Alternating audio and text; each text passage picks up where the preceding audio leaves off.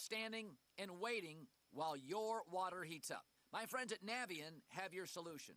Go tankless with a new Navien tankless water heater. You'll instantly get all the hot water you need as long as you need it. Right now, save hundreds on Navien tankless water heaters with local rebates. It's easy. Visit tanklessmadesimple.com. That's tanklessmadesimple.com. You've got to watch your NFL team every Sunday, and Verizon's got you covered for all your team's out-of-market games every Sunday afternoon. Come on! From kickoff to sign-off, from first downs and touchdowns, to turnovers, and overturned plays. After review, pass is incomplete. Nice! Let's go!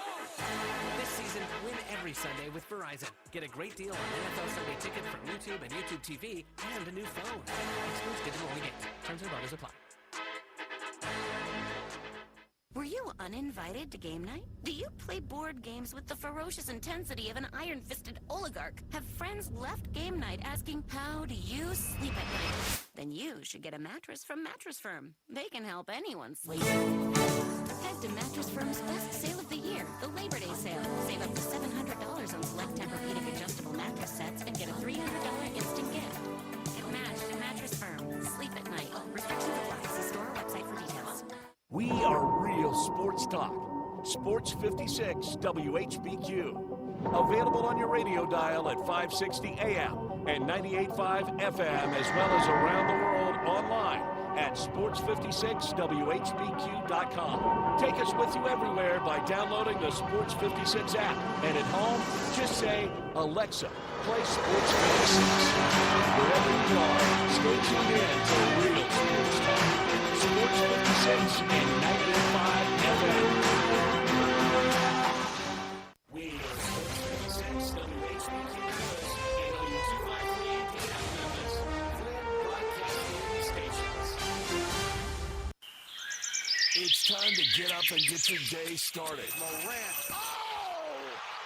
A jawbreaker! It's Sports 56 Mornings with Greg Gaston and Eli Savoy on Sports 56 and 98.5 FM. The first hour of Sports 56 Mornings is brought to you by the Big Green Egg. Now, here are your hosts, Greg and Eli.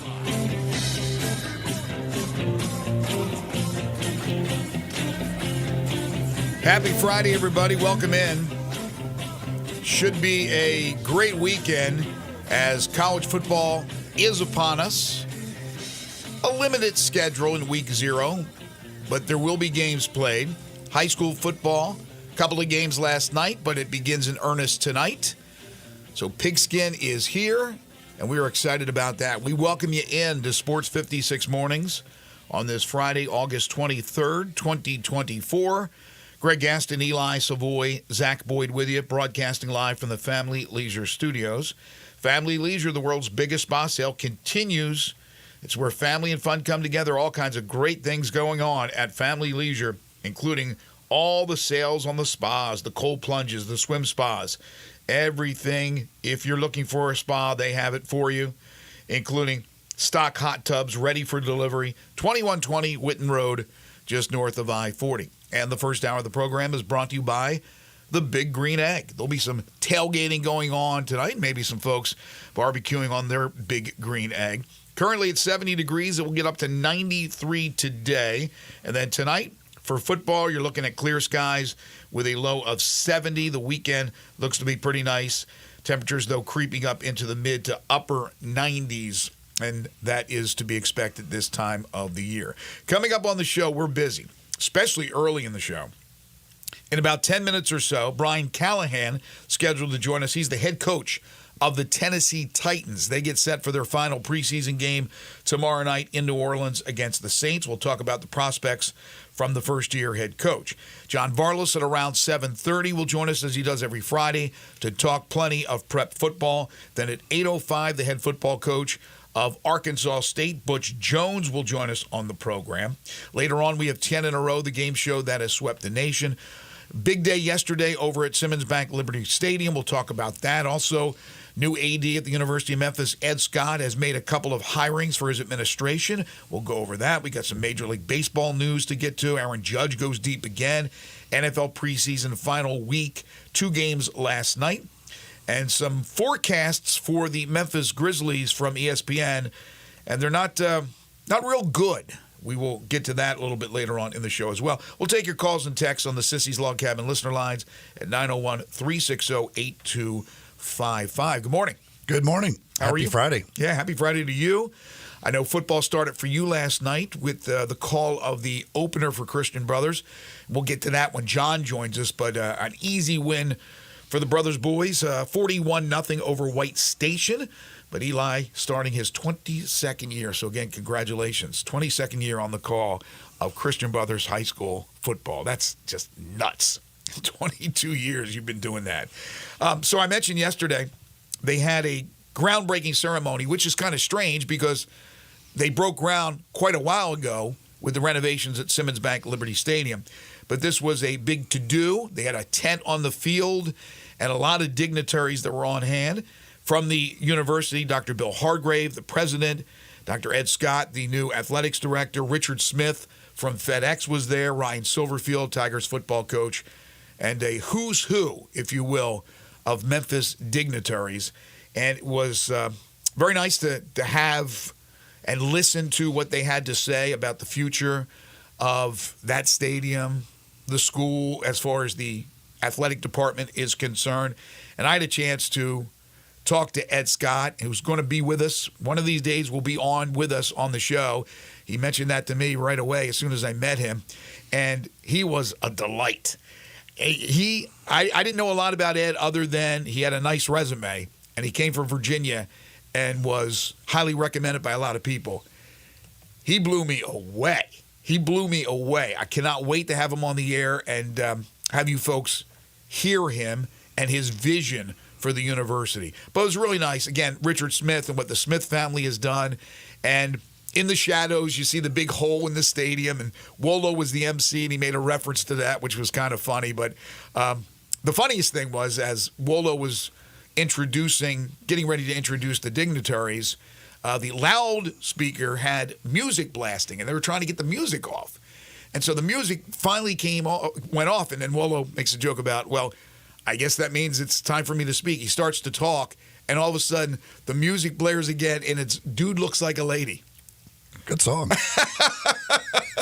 It was hilarious, but as far as the things that the guys had to say, it was fantastic. It felt really, really good.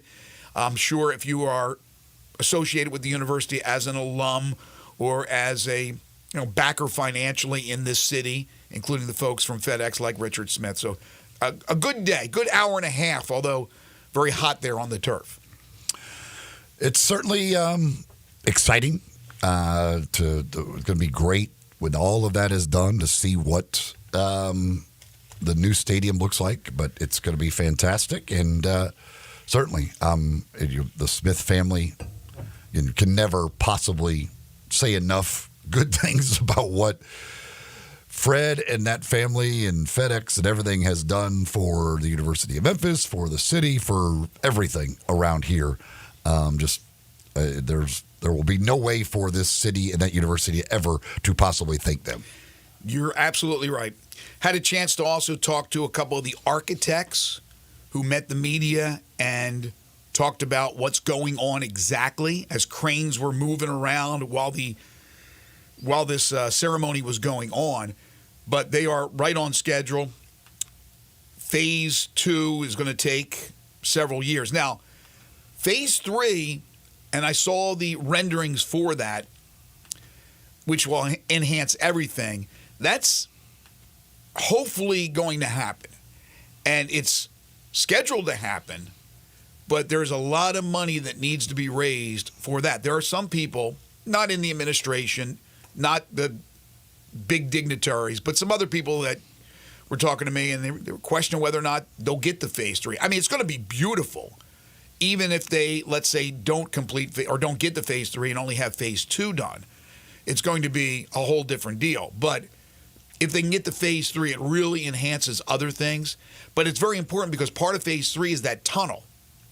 And that tunnel is going to make it where you can get those 18-wheelers in there. And you can have big concerts and big events. So I think it is pivotal. It's just going to take a long time because there are a lot of other projects going on as well as far as raising money. It's not easy to do, and Ed Scott talked about that, and he has a background of raising money, and they're going to have to really work hard because they got a number of projects going on, as you know, including now the latest with the Liza Fletcher soccer complex.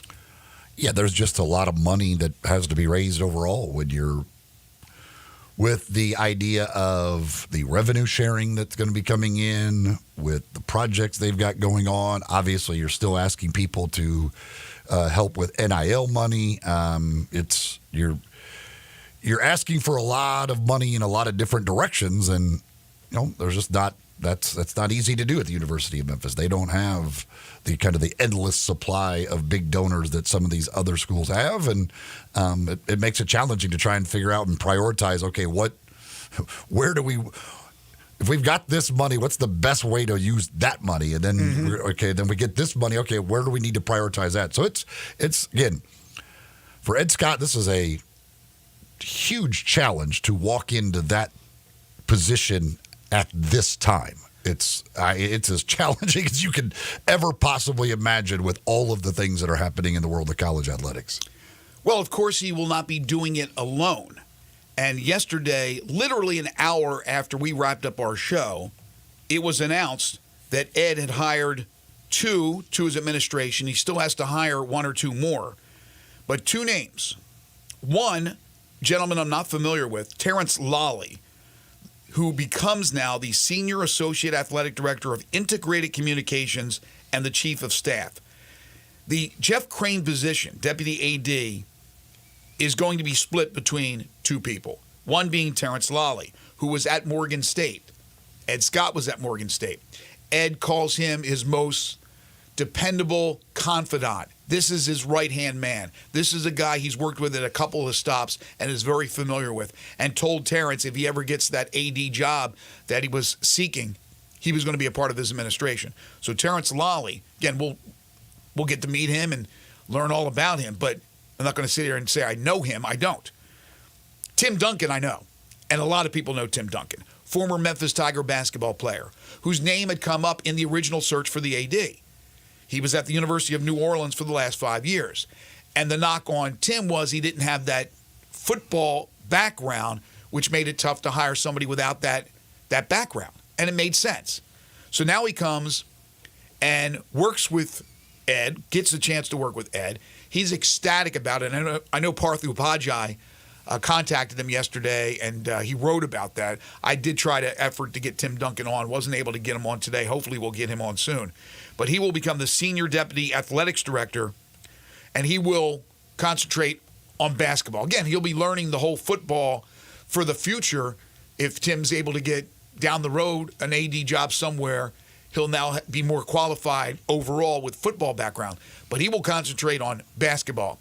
And I know Penny Hardaway's extremely excited to have him in the fold. Again, a former Tiger basketball player. So Tim Duncan, Terrence Lally join Ed Scott's administration.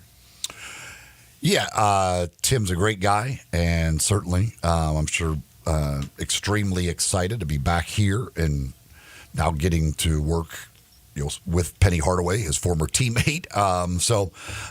That's great to see. Happy for Tim to get that opportunity to be back here. And, I don't know certainly anything about Lally whatsoever, but I'm sure very qualified for the position. And Ed Scott is going to wants obviously people that you're comfortable working with, and there's going to be those people. Good overall day for the University of Memphis. Spoke briefly with Ryan Silverfield. He's excited, obviously, about this upcoming season. It will get underway 1 week from tomorrow, 8 days away from the start of the Tiger football season, as they'll open up at Simmons Bank Liberty Stadium against North Alabama. And if there's any questions about game day, they have sent out releases on that. I'm sure you can go to GoTigersGo.com, find out more about that. They said it's really not going to be some major disruption. So people don't worry about that. Don't panic. It's not going to be as complicated as you think or maybe thought it would be as far as maneuvering around and parking and getting in and out of your seats, getting to that stadium. It's just not going to be as chaotic as maybe first thought. A few other headlines. Memphis 901 FC has extended friend of the show, head coach Stephen Glass, through 2025. They had a team option on his contract, and they've extended it. Stephen Glass, who's done a real nice job with Memphis 901 FC. I got more on that in my Memphis Sports Fact, which will come your way at the top of the 8 o'clock hour. Major League Baseball, the Mariners, who went from 10 games up to 5 games behind in the American League West, have fired head coach, or manager, rather, Scott Servais. Dan Wilson will replace him, the former catcher, on an interim basis. Yeah, I mean, it's they are struggling. They've lost 8 of the last 9. They said they go from 10 up to now 5.5 down, basically in the stretch of 2 months, which is crazy. Now, Houston has certainly played extremely well during that time, but Seattle has been awful during that time. So, still with a chance to pull out a postseason berth and all of that, trying something different. But it's been a rough couple of months for Seattle. Well, as I mentioned at the start of the show, the Tennessee Titans will play their final preseason game tomorrow night in New Orleans against the Saints. You can watch it actually tomorrow afternoon, or Sunday afternoon rather, at 1 o'clock. And that will be on Channel 3 WREG. You can check out the Titans in their final dress rehearsal before the start of the season. We are very pleased to be joined by the first-year head coach of the Titans, Brian Callahan, who joins us here on Sports 56 Mornings. Coach, how are you? Thank you for joining us. Well, I'm doing great. Thanks for having me. So you go into this final preseason game. Obviously, you've gotten a lot done in camp, and I want to ask you about how that's gone so far. But in a final game, I'm not sure what you're trying to accomplish. Maybe there's still jobs on the line and guys are battling for positions on your roster. But what are you trying to get out of the game other than staying healthy in the final preseason game against the Saints? Yeah, that's the first one. Staying healthy is a big part of it. It's going to be good. We're going to play our starters a little bit on both sides of the ball. We need those guys. We have a young offense. You got a young quarterback, young lineman. Those guys need to play a little bit. So function on the road, work some silent count, some things that we're going to have to encounter in our first week. We go on the road to Chicago. So hopefully get some good operational stuff out of the game and guys get a little bit more of their feet wet in in-game competition. Other than that, there is some jobs still open. There's guys still competing. It's sort of the last chance to show for themselves. And because the evaluation process is holistic. It's from the whole camp as well. But it's one more chance for guys to tie a bow on whatever their performance is in training camp overall. So a lot of spots we'll be looking at pretty closely. When you are the son of a coach, was this kind of always your thing, your destiny? Did you always want to be a coach, assume you would be a coach, and figure that this would be the spot you wanted to end up in? Not originally, no. But I think as I see it now, as I watch some of my friends that got kids that are a little bit older, and when you're in this profession, your kids kind of tend to follow you around at work because we're here all the time, and so you sort of just get brought up in this world, and you become, after years of being around training camps and practices, and if you like football, it's a pretty great way to grow up. And once I finished playing, I knew I wasn't going to play much past college, and so I started looking at avenues of where I wanted to be. I thought I wanted to be involved in sports, and finally one day I was like, maybe I'll just do a graduate assistantship here at UCLA where I played, and I'll just see if I like it, And that's sort of the kiss of death. You do that. Usually you love it, and it was over for me after that. I was committed to a life of coaching after that. Well, when I was looking up your resume and trying to see when you started coaching, because you're a young guy. 2010. Yep. So you've been coaching now 14 years, basically. Obviously, it's your first head coaching gig, but OC in Cincinnati for 5 seasons. So you're a proven veteran coach now, Brian, even though you're young numerically. Yeah, I got lucky. I got in the league when I was just turning 25. Wow. This would be season 15 for me. So I've had a lot of experiences, a lot of really good ones. I've had some down seasons too. So I've sort of seen it all. In 15 years now, and I think I'm better suited for it. I think it's really helped me with this position so far in my first year of just being around and being experienced, but also being young enough to have some perspective with some of the players and things like that. I think that definitely helps. But I've had a long career in a short amount of time. I guess. What's it to transition to becoming a head coach for that first time? What are kind of the challenges of that, and does it help to have your dad on staff to kind of help you with some of that? Yeah, well, it helps a ton to have him on staff. I mean, it's just the caliber of coach that he is. Obviously, one of the best offensive line coaches out there in football. But then he's also been a head coach. He's been a pro coach. He's been a college coach. So he's got a lot of perspective that his years of experience have been really helpful for me. Sometimes it's the smallest things that he might walk in my office and say, "Hey, you should really think about this." And he doesn't tell me what to do, but he definitely has a good way of suggesting and making me think about things that maybe I didn't see the first time I had something on the schedule or how we're going to practice. It's really sometimes very minor, but those things can go a long way when you have that kind of advice. And he's been a huge asset to me. And then, I got some other guys too that have coached a long time on our staff that, Frank Bush and Randy Jordan and Tyke Tolbert. I mean, guys that have really been doing this a long time. And those guys are all really helpful for me in my first time doing this. And they give me a lot of great advice. So I'm thankful to have a good staff around me. Heck, your dad's had a whole lifetime of telling you what to do. It's about time that he just kind of makes suggestions. Yeah, it's a very the working environment's much different than the father-son relationship. There you go. It's been awesome. I mean, him and I get along really well. I know some people would be like, God, I couldn't imagine working with my dad, but I mean, and we get along great, and we always have, and it's been really, really fun to be able to go to work with him every day. Titans head coach Brian Callahan joining us on the Sissy's Log Cabin guest lines. The Titans' final preseason game Sunday, 1 o'clock. They'll be in New Orleans to take on the Saints. You can watch it on Channel 3, WREG. Well, 3 hours down the road, here we are in Memphis. I'm not sure if you have any history in Memphis, if you've been here or not. There's a lot of Titans fans here. It's an easy trip to go watch you guys play.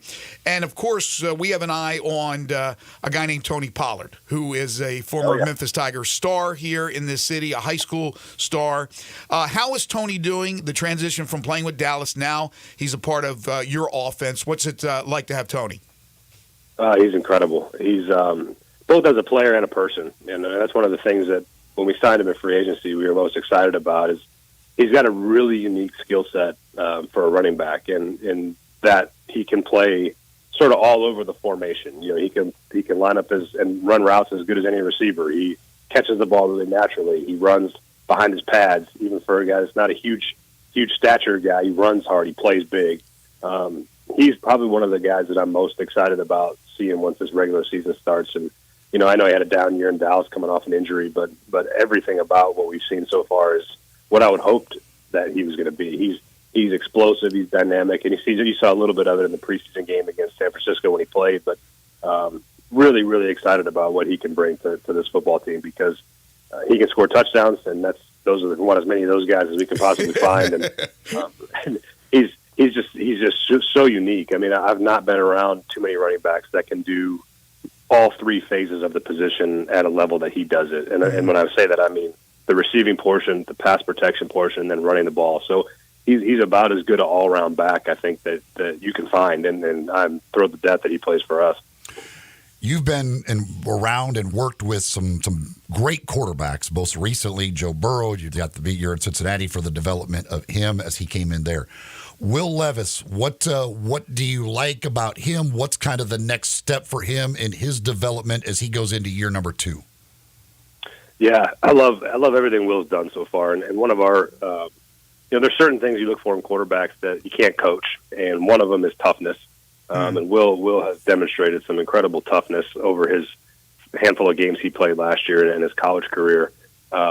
He's just got an intensity about him that is you can't coach those things. He wants to be great, and that drive and that mentality that he has helps him be really coachable. And so that part's been incredibly enjoyable. It's just that relationship and him trying to take all the things were given to him to take to the grass and make improvements. He's really, really good at that. He's one of the most coachable guys I've been around.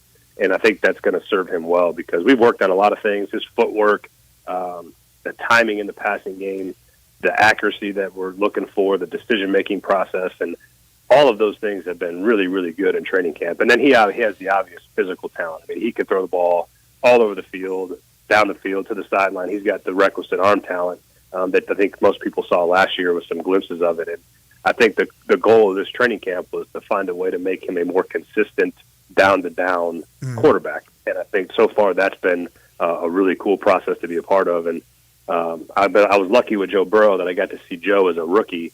And you see all the things that rookies go through. And Joe Burrow wasn't the Joe Burrow that you see now. That first year. And then he got hurt. And then even the second year, he had ups and downs. And so I've gotten a chance to see a talented rookie quarterback develop. And I've been fortunate to be around some really good veteran players. So I got a really unique experience. I think that'll really help with Will's development. And so far, Will's done everything we've asked of him. And that part's exciting to me. Have you made up your mind yet on Rudolph or Willis as the backup, or is that going to be after the third preseason game? That'll be after this last preseason game. I think both of those guys have shown really well for themselves. Been very, very happy with what both guys have done, both in practice and in the games. And it's a good, hard decision to have. I'm glad that it's competitive, because that means that those guys are playing well. And so whether we keep 3 quarterbacks in the active roster, or we practice squad 1, or we only keep 2, we'll have to see what the rest of the roster looks like. That's the other issue, that it's not just about them. It's about what the whole 53 is going to look like when we get to that point. But both of them have really showed well for themselves, and hopefully they both play well again. And that's a good problem to have. It's hard to find quarterbacks, and if you got a couple that you think are good and that do things the way you want, it's a benefit to the team. Quarterbacks need weapons, and you guys in the offseason go out and get Calvin Ridley, get Tyler Boyd, a guy you're obviously very familiar with, DeAndre Hopkins still here. Traylon Burks is a guy, a first-round pick that is still trying to, hopefully break out and have that. How do you feel about that wide receiver group that you've put together? Well, it's turned into a bit of a strength for us, as far as position depth and guys that have played. I think surrounding Will with, 3 really veteran players, I think is a really good thing for him. These guys have played a lot of football. They understand defense. They understand route concepts and leverages and all the things that you need them to communicate with the quarterback. And Tyler Boyd's been a great addition. I love Tyler as a person and as a player. He's one of the better slots still, I think, in football. And I think he's going to be really helpful for us. Obviously, Calvin adds an element of explosiveness that we haven't had here. And that part is super exciting. He's been pretty dynamic in practice. He's one of the best route runners I've been around. He's got real ability to get in and out of a cut, and he's super explosive. So that's exciting to have that element. And then Hop's been doing it for a while now, and Hop is pretty dependable and reliable. So we got 3 guys that we feel great about, and then I think the 4th with Traylon, who's had a pretty nice camp so far. I think for the first time he's coming into his own a bit. I think he's learned a lot over his early part of his career, and guys sometimes just need a fresh start or a fresh perspective, and sometimes you get the best out of them. And so far, that's been the case with Trey, and hopefully it translates into the games once the season starts. All right, as we wrap up our interview with Coach Brian Callahan, just your thoughts. You've been around the game for a long time, but now you're the head honcho. This is going to be your first game. Now, obviously, you got the preseason games, but your first regular season game out there. When you take the field, what is it going to be like for you as the head coach of the Titans? Oh man, it's a proud moment for me. This is an incredible franchise. I'm excited to go. Hopefully, prove a lot of people right that invested in me, that believed in me. Obviously, Miss Amy and Ran and Chad and the guys that led the head coaching search is, to give me this opportunity. I'm doing everything in my power to make sure that they feel like they got it right. And I think that there's a lot of pride in that, and it's a big honor to walk out as the head coach of the Tennessee Titans. It's a franchise I've always had a ton of respect for a long, long time. And it's going to be a really cool moment to be able to walk out there in a regular season in Chicago as the head coach. And it's a responsibility that I obviously don't take lightly, and one that I've been preparing for a long time to handle. And I think that I'm up to the task, and I can't wait. Well, we congratulate you again on the job. We look forward to watching you coach from the sidelines. Hopefully, a big year for the Titans. Like I said, Coach, you have a lot of fans here in Memphis. Just stay away from that Mayo cologne from Will Levis. Don't go anywhere near that. Yeah, I'm not a cologne guy, so I don't. You got a good excuse when he says, "Why aren't you wearing it, Coach?" Brian Callahan, he's the head coach of the Tennessee Titans. We wish him nothing but the best. Again, you can watch the final tune-up, the last dress rehearsal. That'll be Sunday, 1 o'clock in New Orleans against the Saints on Channel 3 WREG. Hopefully we can do it again down the road, Coach. Thank you so much for joining us. That'd be great. Thanks for having me on. Appreciate it. Okay, take care. Brian Callahan, head coach of the Tennessee Titans. Pinnacle Roofing and Restoration for all you roofing and home repair needs. Call Brandon McCullough at 901-438-5084 or go online to newroofmemphis.com. They offer financing like a 6, a 12, even an 18-month same-as-cash option. They'll work with your insurance company or out of pocket. In other words, your insurance company can't tell you what company to use for whatever the situation is. That is your choice. Pinnacle is part of the Roofs for Troops program. Any veteran, active, or retired, you get a $250 rebate on the purchase of a new roof. They do residential and commercial roofing, so business owners and property managers along with homeowners. If you have a roofing problem, call Brandon today. Don't wait till it becomes a major issue for you. They'll come out and do a free roof inspection. They're licensed, bonded, and insured, and a member of the Better Business Bureau. You get a 5-year labor warranty on the purchase of a new roof, and all their work is satisfaction guaranteed. They do carpentry work, exterior painting. They can replace gutters, put up fencing, siding, rotten wood repair. Whatever you can't do yourself, call the experts at Pinnacle Roofing and Restoration. For all your roofing and home repair needs, call Brandon today. Tell him you heard it here on Sports 56 Mornings, 901-438-5084, or online at newroofmemphis.com. When we come back, we're talking prep football with John Varlas from the Daily Memphian. This is Sports 56 Mornings with Greg and Eli on Real Sports Talk, Sports 56 and 98.5 FM. Broadcasting from the Family Leisure Studio, we are Sports 56 and 98.5 FM. Is your wife asking you to stop eating junk food? Well, we have you covered at Humdinger's. It's quick and it's healthy, and most important, it tastes amazing. With many choices from salmon salad to rainbow trout and grilled asparagus. Come visit us for lunch at Humdinger's, 6300 Poplar Avenue. So good, Coach Penny eats with us weekly. Don't forget, Humdinger's offers full-service catering for weddings, social events, or your corporate lunches. You can call 901-260-8292 to find out more. A lot of ladies here in Memphis are wearing beautiful diamond rings. Have you noticed? And a lot of gentlemen are wearing nice Rolex watches now. It's all thanks to Genesis Diamonds. Hey, it's Eric Hasseltine, and Genesis Diamonds has made fine jewelry more affordable than ever. This is Tennessee's direct diamond import. No middleman pricing on the finest GIA certified diamonds. All shapes, all sizes, all in prices you never thought possible. And Genesis is the only jeweler that carries the top bridal designers in America. So you can find the perfect setting to showcase that diamond and have a truly one-of-a-kind ring. And something that I love, their incredible collection of luxury premium Rolex watches. These are all in pristine condition and priced right. Thanks to Genesis, you can get that Rolex you've dreamed about. All this with no commission salespeople, no pricing games, no pressure, no nonsense. Genesis Diamonds is the official jeweler of the Tennessee Titans and Poplar and Perkins Extended, or online at genesisdiamonds.com. You've got to watch your NFL team every Sunday, and Verizon's got you covered for all your team's out-of-market games every Sunday afternoon. Come on! From kickoff to sign-off, from first downs and touchdowns, to turnovers, and overturned plays. After review, pass is incomplete. Let's go! This season, win every Sunday with Verizon. Get a great deal on NFL Sunday ticket from YouTube and YouTube TV, and a new phone. Excludes digital-only games. Terms and quotas apply. Simple, smooth, and every sip as easy as the last. Tito's handmade vodka tastes just as good with tap water as it does your favorite mixers. Back in the day, Tito distilled, hand-bottled, taste-tested, sent out to a few friends, then taste-tested again to give you the finest juice around. No frills, no flavors, no fancy labels, just the good stuff, just Tito's. For recipes, videos, and more, visit Tito'sVodka.com. Distilled and bottled in Austin, Texas. 40% alcohol by volume, mainly 80 proof, crafted to be savored responsibly. Sports 56 traffic.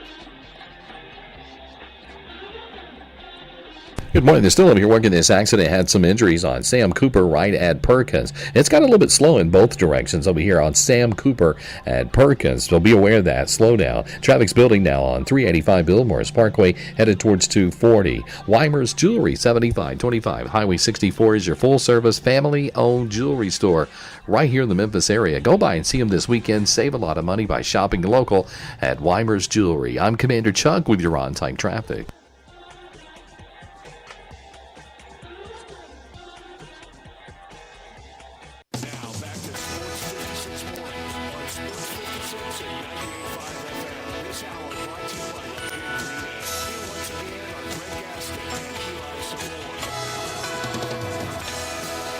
Welcome back, everyone. 7:32 is the time. We will post Coach Callahan's interview with us on our website, sportsmemphis.com. So you can check out that at your leisure. It'll be under featured audio. It is Friday. It's time for John Varlas.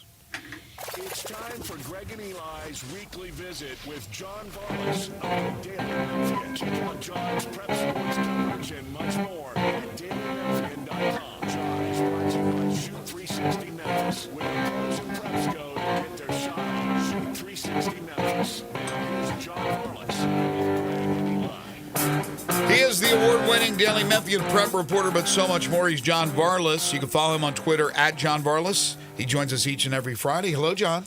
Hey, guys. How's it going? Everything's going well. High school football season underway. But bone-picking time, it never ends. Well, I know, and I was going to come in here and pick a bone with Coach Callahan for cutting into my time, but he sounded like such a nice guy, and he sounded like a decent enough fellow, and so no bones today. High school football is here. We're all in a great mood, and we will just proceed from there. There we go. And celebrate the opening of high school football season. It's a big day. A lot of people have looked forward to this day. Absolutely. And, of course, they look forward to listening to John Varlas, who's brought to you each and every Friday by Shoot 360 Memphis. Yep, Shoot 360 Memphis. Two locations now, the original in Collierville and a brand new state-of-the-art facility in Cordova. They've got full-size basketball courts, shooting bays, passing bays. They've got the same expert coaching that you can get in Collierville, the same scientific approach to getting your basketball game on track. You can do monthly memberships. You can do longer than that. My man Greg always suggests, try it for a month, see what you think, and I guarantee you will like it. They will get your game right. It's the same technology used by pros like Steph Curry. They will get you better at the game of basketball, particularly the science of shooting, arc, depth, trajectory, all those technical aspects that go into creating a fine shooter. So, yeah, give them a call. Shoot 360 Memphis, Cordova, Collierville. They will get you right. So we did have a couple of games last night. You were out at Christian Brothers like I was. I believe White Station just committed another penalty. I was thinking about that, Eli, to commemorate your 22 years in the broadcast booth, and congratulations on that. That's quite an accomplishment. But yes, White Station committed a penalty for each year of your broadcasting the Christian Brothers games. I mean, it was a first game. Hopefully they'll be able to improve on that going forward. But yeah, not a great performance from the Spartans last night. Can you gauge a Christian Brothers or a Covington who beat Munford 35-0? Can you gauge how good they could possibly be when they're playing teams that struggled like White Station and Munford did? Well, I don't. That's a good question, and each of those games stands on their own, Greg. I don't know what you can take away from Christian Brothers' performance. I think they're going to be pretty solid. I really like what I saw from their running back Ethan Johnson. He's a big, strong running back, tough between the tackles kind of kid. And then Javon Slayton is just a player I love. They utilized him effectively on some jet sweeps. Threw the ball downfield to him a couple of times. He's a playmaker. He's a home run hitter. He's going to do a lot of work for Christian Brothers this year. Cole Frazier, first game starting at quarterback. He looked solid. Didn't make any mistakes.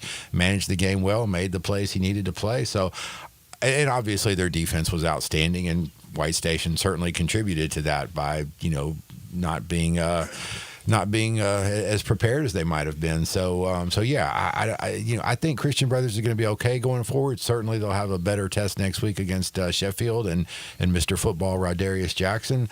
With Covington, that was, I think, a more representative test, and they passed it with flying colors. Skyland Smith coming back. He's a Mr. Football finalist from last year, and he opened off with a tremendous performance. 230 rushing yards.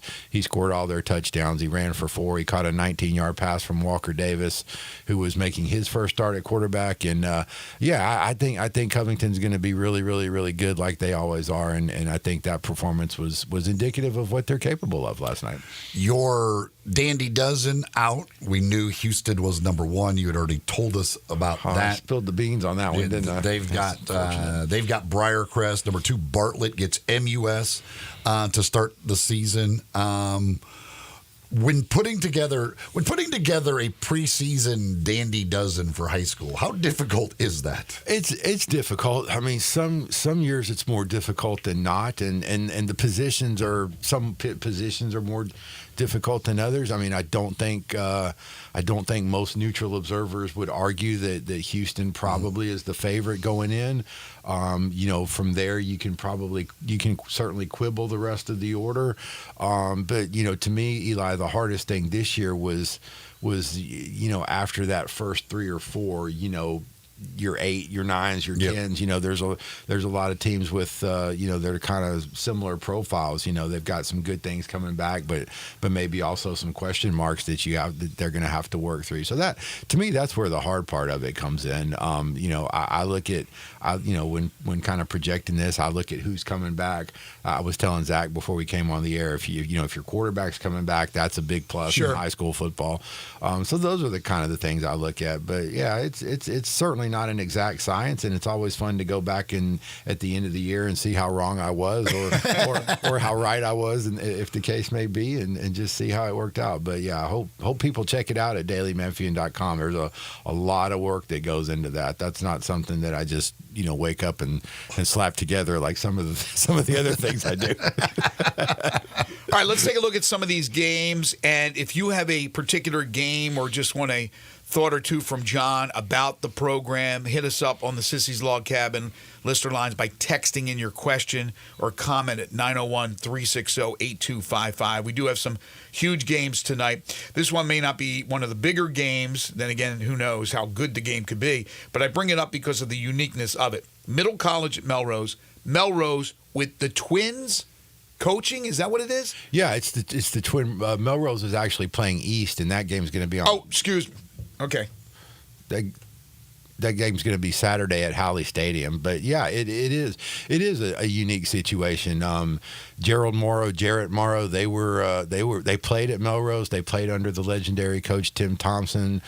They were part of some really, really good Melrose teams, and more to the point of just playing for Melrose. Those guys are Melrose through and through. They're all their family went to Melrose. Mom, grandmother, sisters, cousins. The whole community just runs through those guys' veins, and so cool. When they took over this job, they are approaching it from that perspective. They obviously want to win football games, but they want to bring a passion and a pride and a sense of community and belonging kind of back to that Melrose program, and they feel like winning football games is the vehicle to do that. So yeah, I mean, a lot of excitement in Orange Mound for Melrose. They were able to bring in a couple of really talented transfers. Certainly prominent among them is Jamarian Morrow, who is Jaron's son, and he's committed to Missouri, one of the top prospects in the state of Tennessee. He was at Germantown? He was at Germantown, so he's going to team up with Ryan Brown. And I mean, as far as, skill guys, that's one of the best 1-2 punches anywhere in Tennessee. Very cool. Yeah. Very cool. So yeah, they'll open with East Saturday at Howley Stadium. Should be a good game. I know there's going to be a lot of folks from Orange Mound going over there. Howley Stadium newly refurbished, and so that should be a fun one. Yeah, I read the schedule wrong. It's going on at Melrose is Oak Haven and Middle College being played at Melrose. I mentioned Bartlett MUS, which is a matchup of two of your teams in your Dandy Dozen, and obviously Bartlett has been really good here recently. MUS has a tradition of being good. Obviously, a new head coach for the first time in many, many years at MUS. What do you expect there? Well, I'm gonna steal from our friends Brett and Bryant. A big number of the day is 65. So tonight will be the first time in 65 years since 1959 that MUS will play a football game that did not have Jake Rudolph, Bobby Alston, or both on the sideline. Wow. I mean, that shows you the tradition and the long lasting history of excellence that they have at MUS. They just don't change football coaches very often, and Coach Chubb has inherited the mantle, and I mean it's going to be a tough opener. Last year's game, I know it's, from talking to Coach Smith out at Bartlett, it really weighed on him. They opened last season, they came into last season's game against MUS with high expectations, and they frankly came out and laid an egg. They turned the ball over 7 times. They lost 37-0. So Bartlett is going to be, super, super motivated to set the record straight on that tonight, and I think they have a good chance to do that. They've got, their quarterback Cam Alexander now has a full year in Coach Smith's system, so I expect him to be really, really good this season. Of course, they're bringing back an all-state running back in Jaron Johnson, who's committed to Mississippi State.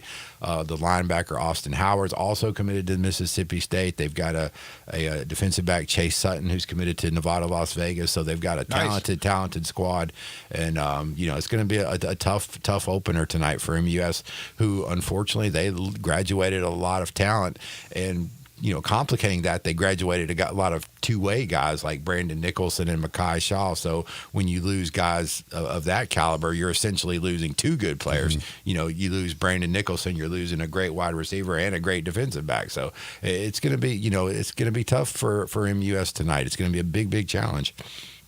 This hour of our program is brought to you by the Big Green Egg. You can go to biggreenegg.com to get all the details about the best grill there is. You can also go to Ace Hardware stores here around town. You can also go to Hamilton Fireplace. They carry the Big Green Egg.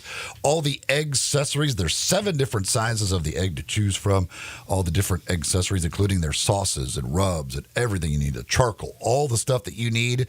Big Green Egg has it taken care of for you. So check them out at biggreenegg.com. More on week 1 of the high school football season here in the Memphis metropolitan area with John Varlas from the Daily Memphian. I'll break down more of the games when we return. This is Sports 56 Mornings with Greg and Eli on Real Sports Talk, Sports 56 and 98.5 FM. Broadcasting from the Family Leisure Studio, we are Sports 56 and 98.5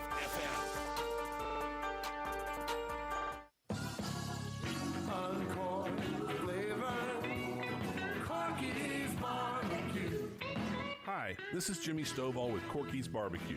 We're celebrating 40 years in Memphis since opening our doors in 1984, and we want to thank you, our loyal customers. Our new Barbecue Nachos Party Pack will be the hit of your party or tailgate. For only $40, Corky's makes it easy for you to feed 6 to 8 hungry barbecue fans our legendary barbecue nachos, loaded with our signature cheese dip, smoky barbecue, and all the toppings. Drive-through or takeout at any of our 4 Memphis area locations.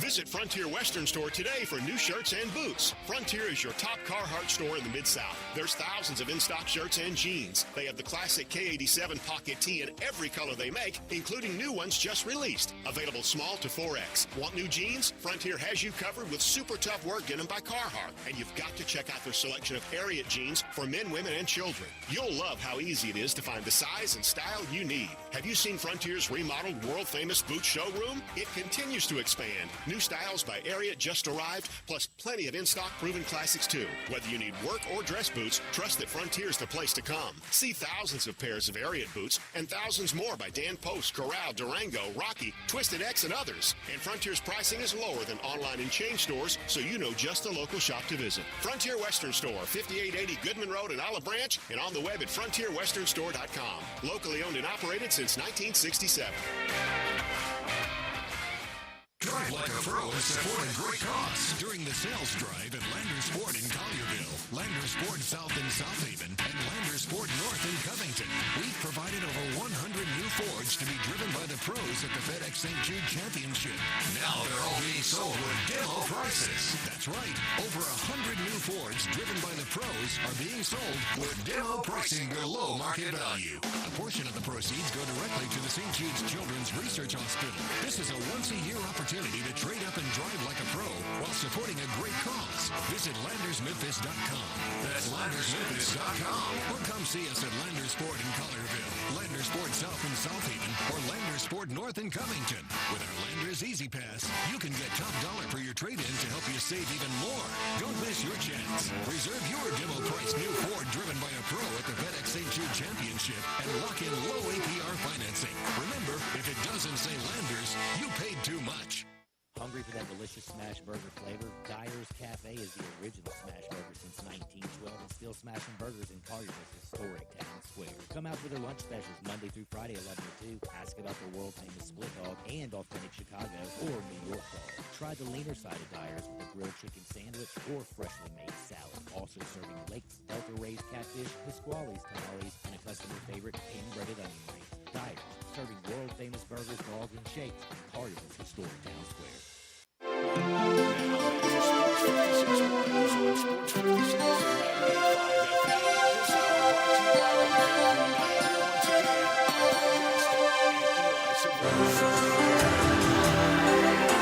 All-Star Chevrolet in Olive Branch, their end of summer sale continues.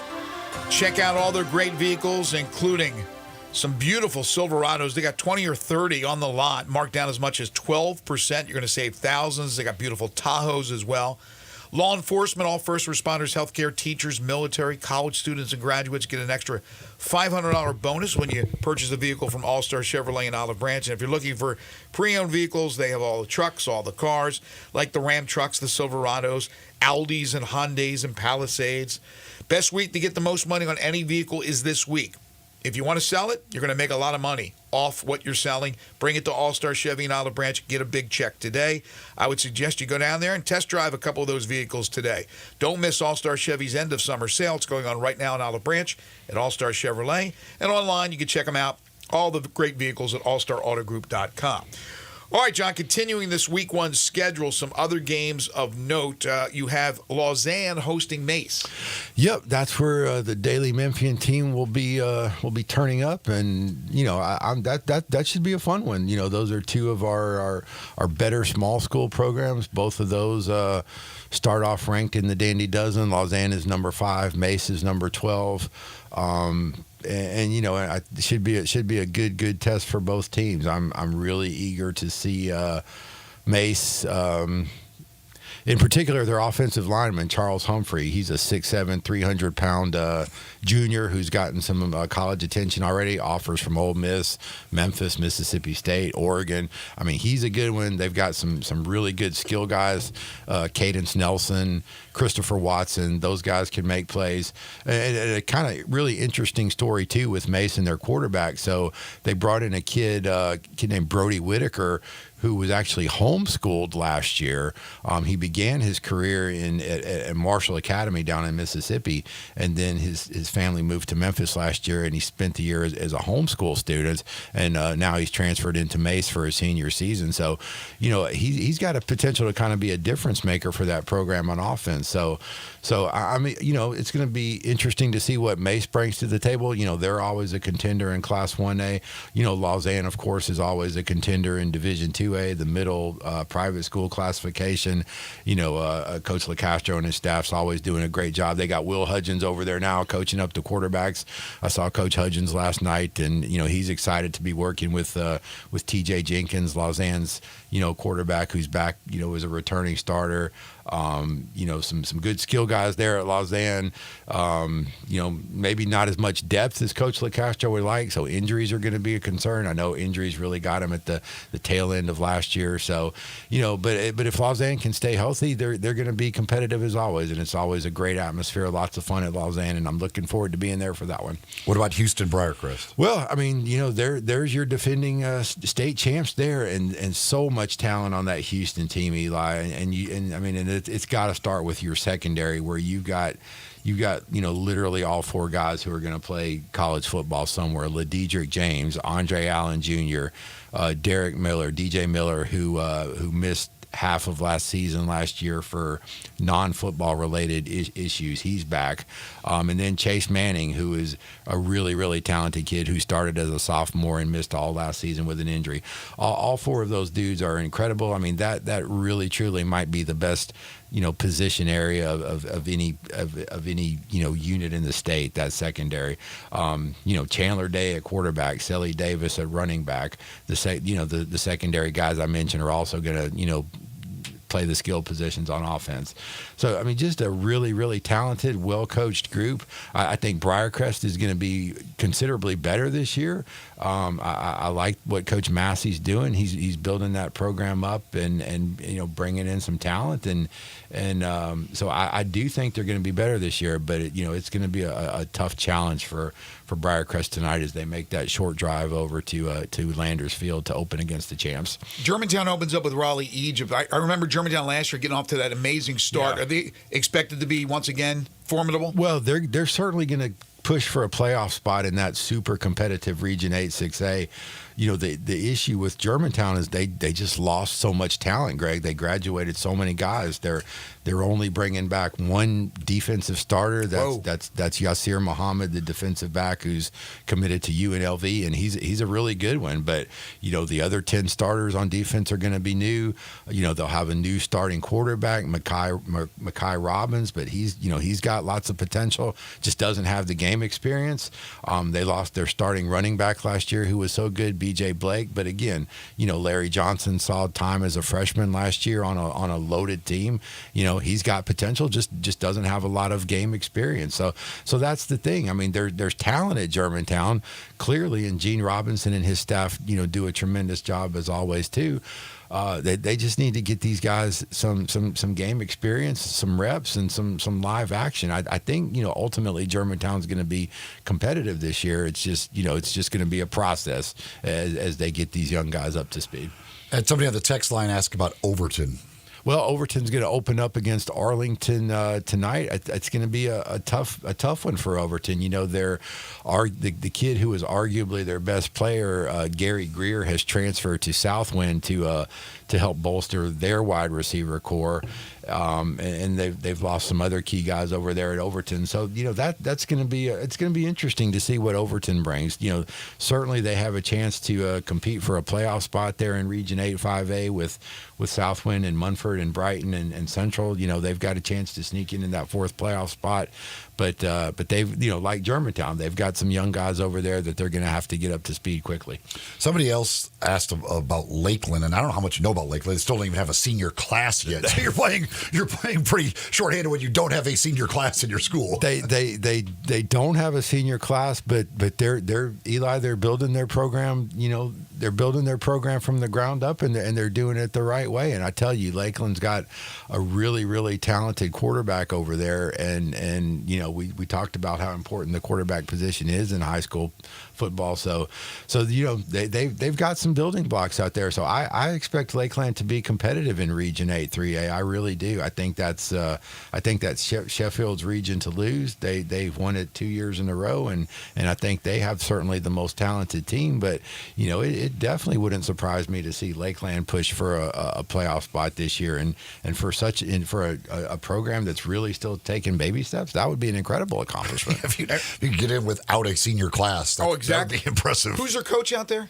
The coach at Lakeland is named Tyler White. Okay. Real quick, if you want to see one of the best quarterbacks, if not the best quarterback in the area, that's for Southwind. They're taking on Ridgeway at Halley. Kelvin Perkins, the Mr. Football winner. I mean, he shattered Shelby Metro record last year. He broke Kenton Evans' single-season touchdown passing record. He had 46 touchdowns last year. He had 57 total touchdowns, which broke the record. 46 passing, 11 more rushing. Obviously, Mr. Football, All-State, getting some college attention. And like I said, he's got some really, really talented receivers to work with this year. Gary Greer transfers in from Overton. Jonte Alexander transfers in from Central. Trey Henry transfers in from Craigmont, and all those dudes can hit home runs. They're fast. They got good hands. They're explosive. I liked what I saw from Southwind in their scrimmages. It looks like they're already on the same page with those guys. So yeah, I expect another really, really good season from the Jaguars. Here's how thorough John is, by the way. We talked about the Dandy Dozen. Not only does he do the Dandy Dozen, but he does the others receiving votes for the Dandy Dozen. Others receiving votes.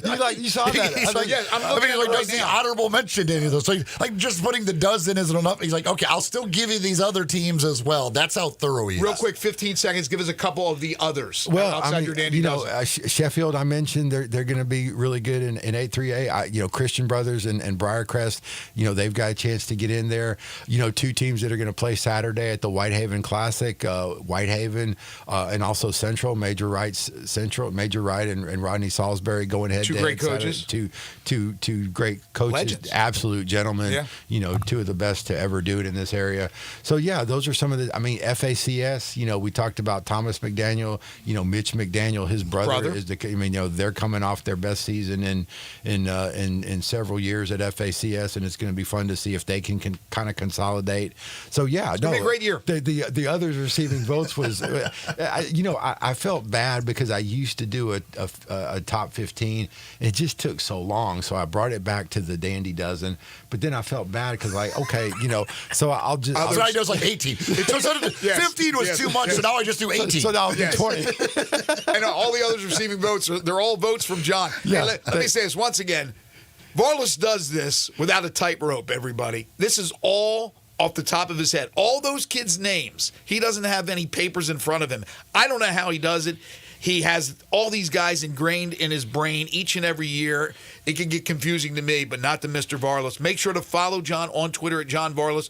Update him with scores. He can't be everywhere. He can't be at all the stadiums, so make sure you update him, and he'll update you and have all his great stories at the Daily Memphian, and he'll talk about it each and every Friday. Thank you, John. Doesn't Phil Steele do it off the top of his head, or does he use notes? Well, we don't know because he's not in studio. We're looking at you. We know you're not doing it with notes. Well, thank you for having me, guys. Everybody have a great Friday, and we'll talk to you next week. Thank you, John.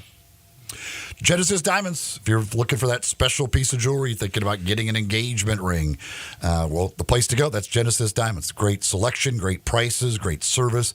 That's what you're going to get there. They've got all top designers, every top designer that you can imagine. They've got them at Genesis Diamonds. They've got something for every budget, so no matter how much you're looking to spend, they're going to have something in your price range over at Genesis Diamonds. Direct importer pricing as well, so you're getting great value on whatever it is that you do spend. And great people over there to help you pick out that piece of jewelry. They're not working on commission, not there to pressure you into buying the most expensive thing in the store. They're just there to help you find a special piece of jewelry that's going to make her very, very happy. Whatever it is, whether you're just a special occasion, getting engaged, whatever it might be, go see the folks at Genesis Diamonds, Poplar, and Perkins Extended. And let me not forget, John Varlas is brought to you each and every Friday by Shoot 360 Memphis. When we come back, we open up Hour 2, talking football with Arkansas State head coach Butch Jones. This is Sports 56 Mornings with Greg and Eli on Real Sports Talk, Sports 56 at 98.5 FM.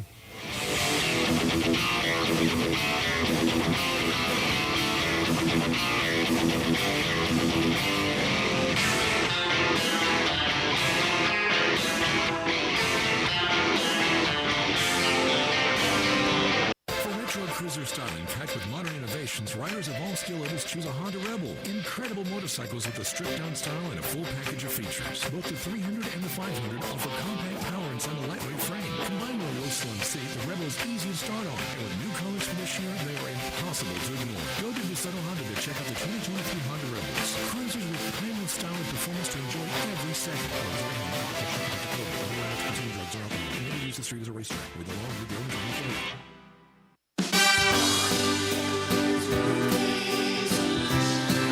Here for Brian Elder Roofing. For nearly 2 decades, we've installed some of the best roof systems across the Mid-South. To the tens of thousands of clients we've served, we are honored. So many of you call our team at Brian Elder Roofing your roofers. Our team is dedicated to serving you and keeping your family safe, dry, and mold-free. The recent hailstorms have caused massive damage, and many of these will go unnoticed for years, even though the golf ball-sized hail we just experienced in the Mid-South compromises even the best-built roof system.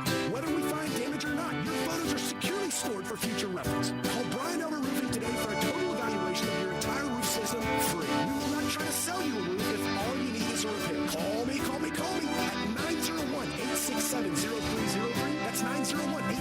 877-0303 or visit us online at BrianEllerRoofing.com.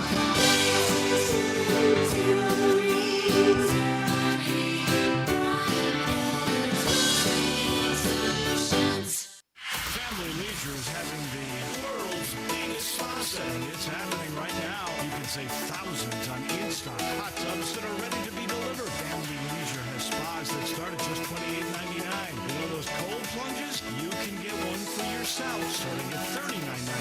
Or how about swim spas? They start at $17,499. Plus, Family Leisure has set up special financing just for this event. Have you been sitting on the fence about an above-ground pool? Get off that fence and get to Family Leisure to take advantage of huge discounts on all their in-stock above-ground pools. And if you need some patio furniture, it's all priced to move out now. It's not too late to have some summer fun, courtesy of Family Leisure. But you better hurry up. The world's biggest spa sale might go on forever. Family Leisure, with and run at I-40. Family and fun come together. Did you know your skin is the largest organ of your body? Huh? That's why you should shower with Old Spice Super Hydration Body Wash instead of plain old bar soap.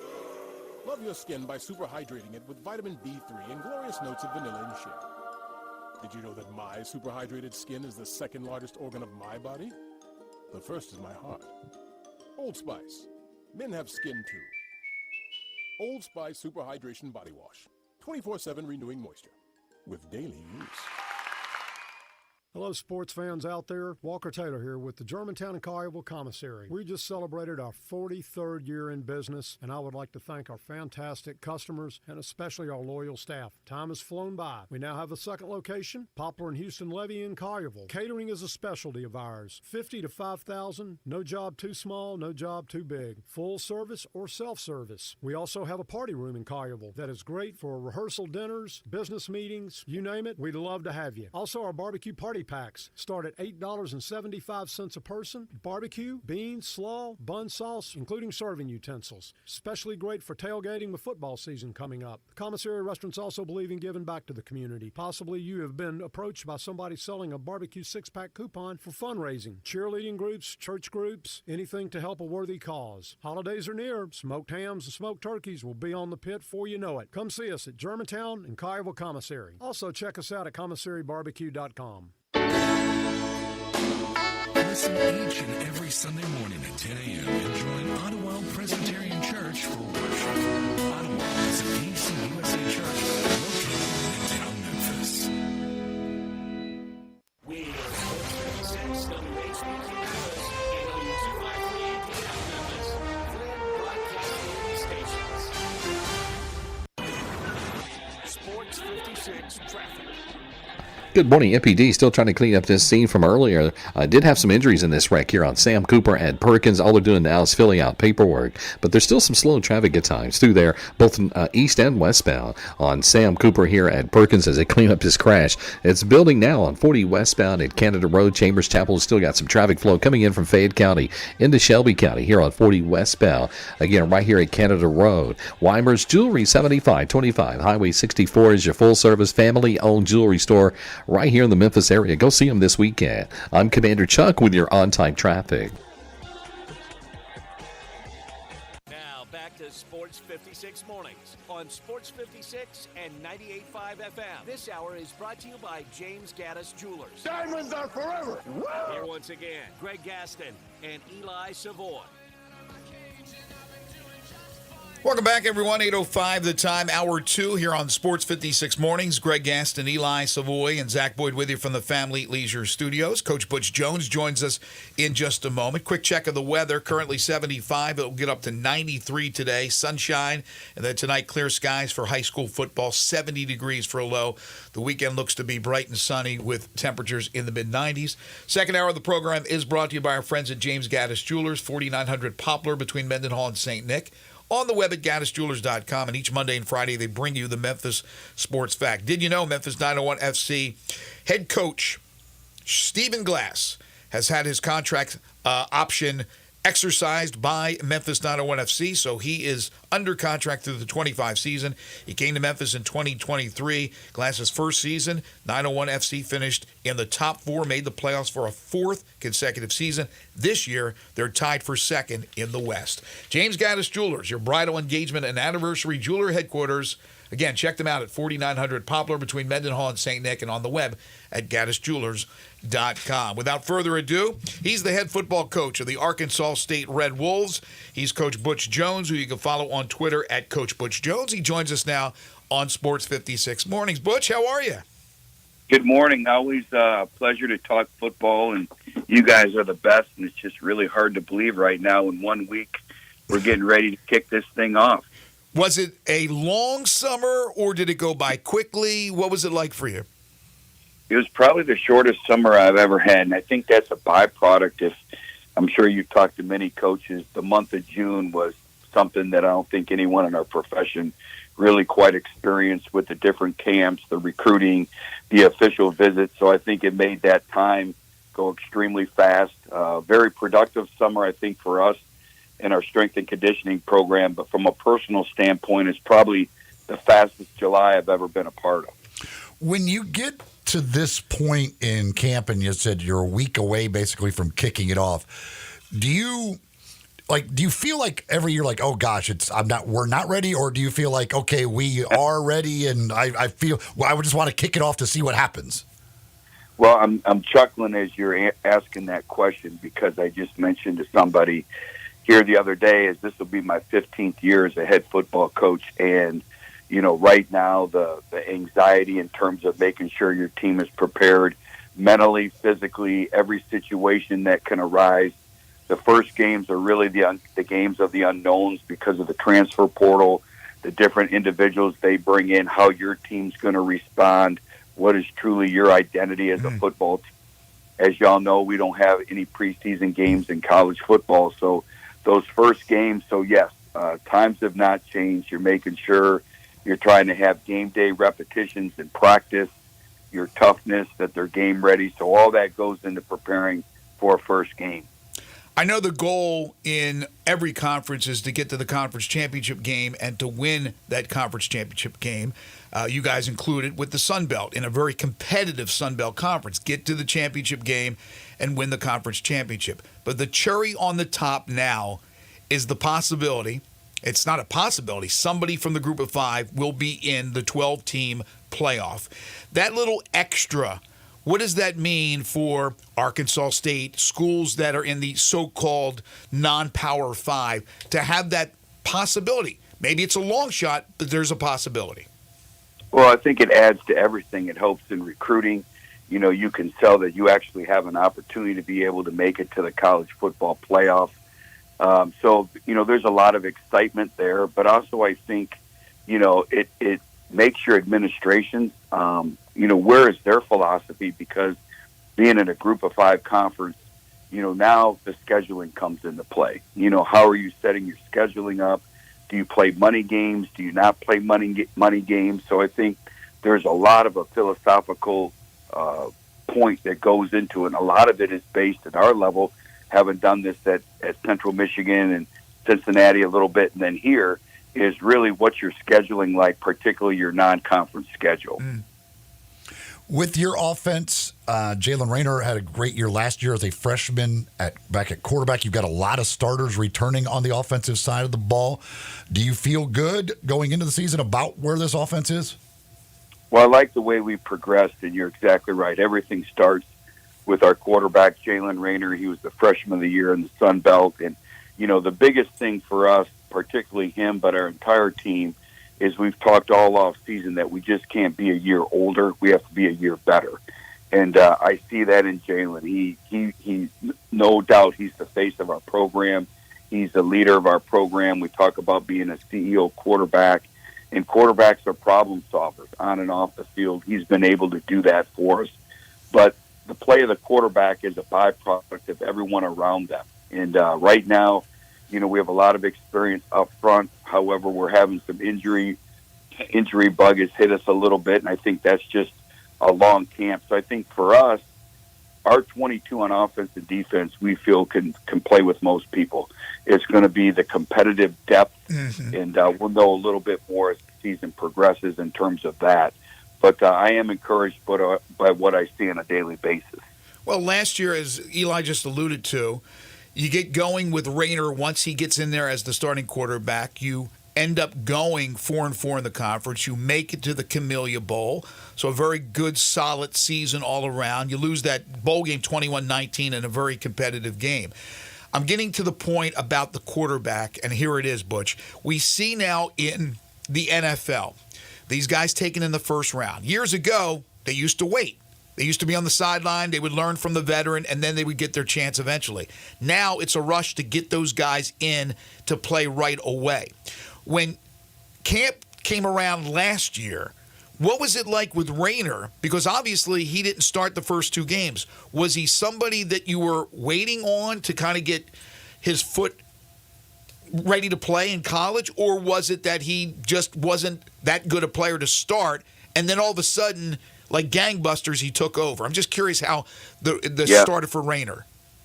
Well, that's a great conversation piece in and of itself. And I think, first of all, if anyone has not seen Hard Knocks with the Chicago Bears, everyone needs to watch that when you're talking about that. And that really is a byproduct of your question when Coach Saban went in and talked to Matt about, most round draft choices in the National Football League at quarterback fail.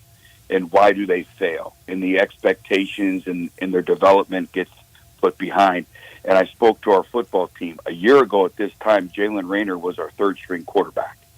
And no, he was not quite ready yet. He wasn't ready, but the way we develop our quarterbacks, they get an equal amount of reps. And we always talk about compete, don't compare, and that's what he did. And he wasn't ready when the season began, but more 2 weeks of preparation, he always prepared as though he was the starter.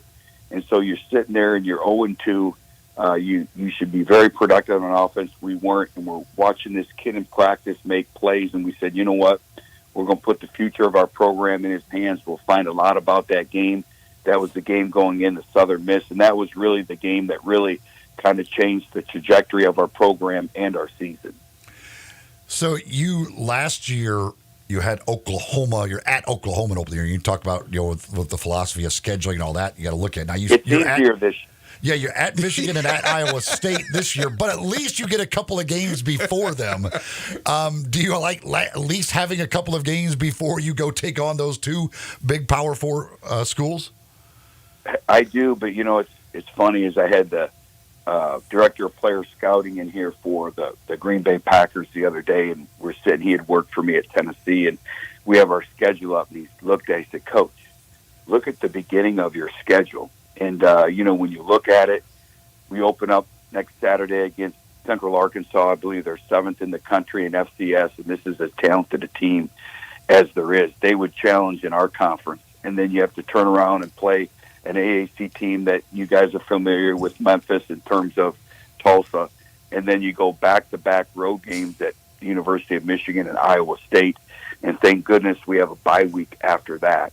So I do like the way it's set up, but it gets back to that previous conversation when you have an opportunity to compete at a high level and possibly make it into college football playoff. All these things in moving forward from scheduling, and unfortunately schedules are set a lot of times many years in advance, but it's going to be a great challenge. And we've talked to our players about the analogy of really starting fast, and then we got to finish strong. So everything we've been doing in training camp has been about starting fast, because with that schedule, we definitely have to start fast. Excuse me. Arkansas State head football coach Butch Jones is joining us on the Sissy's Log Cabin guest lines. You can follow Coach Jones on Twitter at Coach Butch Jones. I think the Sun Belt certainly has a very good and certainly a name that fits well. Its nickname is the Fun Belt. The teams in this conference, Butch, have been on the rise now for a number of years. This is a really competitive conference. So as you look at the schedule that you were handed, what do you think about the prospects for the Red Wolves? Well, again, I think you're exactly right. When you really look at the parity in this league from top to bottom. Arguably, it may be the best group of 5 conference from top to bottom in it. I think, the Sun Belt you just mentioned, that's one of the things I talk about all the time is, when we used to watch the Sun Belt, it was called the Fun Belt, and teams would win 54 to 53, 40, 47. And then all of a sudden what happens is, some new coaches come in the league that are defensive coaches, and really the whole dynamics of the Sun Belt Conference within the last 4 years has really changed. And so when you look at everyone now has great facilities, everyone has made a commitment institutionally. And then when you look at a couple years ago with the conference expansion, I think the universities and programs that we brought in really elevated the Sun Belt as well. And you look at Troy's been back-to-back champions in our conference, and they've also been number 1 in total defense. They gave up a little more than 17 points per game last year. So really, the dynamics have changed. I kind of equate it to a mini SEC. There are no off weeks when you play conference games. You have to bring your A game, and I think that's the next level for our program, too, is we're not going to sneak up on anybody now. Mm-hmm. Everyone knows what we're about, who we are. So that's part of being a year older, but also being a year better as well. What about your defense this year? Well, I think we continue to be work in progress. We were able to add some transfers that I think have really created a whole dynamic difference for us, especially at the defensive end positions. We actually brought in 5 transfers in the portal. So that's just at that one position. And then we brought in a linebacker by the name of Marvin Ham, who's out of Detroit, Michigan, that was a starter at Colorado for a couple years. And he's really kind of changed the dynamics of the linebacker position. So, again, I think it gets back to that competitive depth, which we spoke about earlier, is, I feel pretty good about our starting 11 going out there. But again, number 12, number 13, and number 14. And that's our job as coaches, to continue to grow and develop our players on a daily basis. Not that you don't already have enough on your plate with NIL, transfer portal. The game has completely changed over the last few years. But now it looks like they're going to have revenue sharing for the players. It looks like there's going to be 105 scholarship players if a program can afford that. But the walk-ons probably have gone the way of the wayside there. So what is the strategy? What is the philosophy? Do you even know right now how you're going to attack it here in future years? Well, we've had many conversations, and I've spoke to a number of people from obviously the SEC, some in the Big Ten, all over the country, coaches in the Sun Belt as well. And I think it's, kind of waiting to see really what transpires with the rest of the legality issues and the court settlements, and then where we're going. And, a lot of people have different philosophies that, maybe you don't use the 105, maybe you just have 90 and you keep your walk-on program intact, because I think the revenue sharing is also going to change that formula as well. And then, it's going to get to the money, just like with name, image, and likeness now. It's really the programs that have the most money are going to be the programs that win.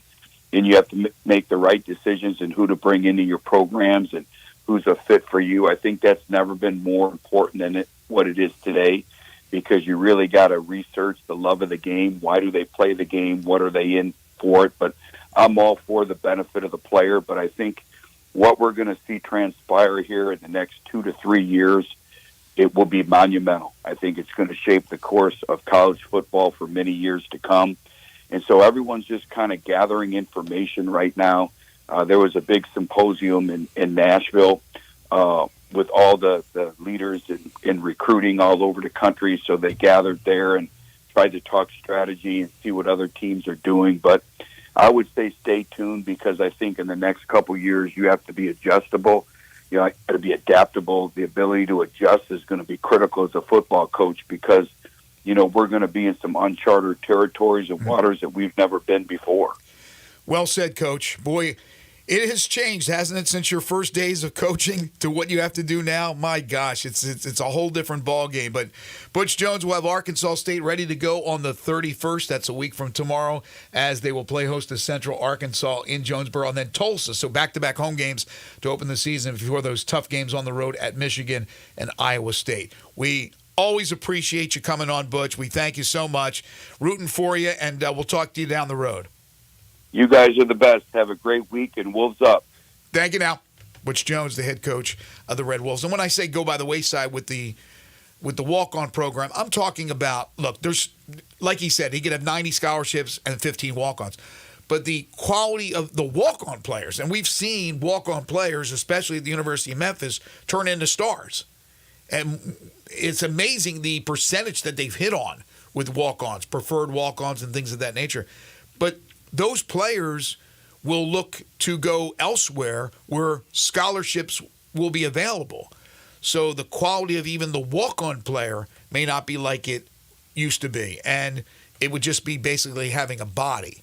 So there's a big difference when you could have 105 scholarship players and let's say somebody uses 80 of them and can only afford 80 or 85, and then the rest are walk-ons.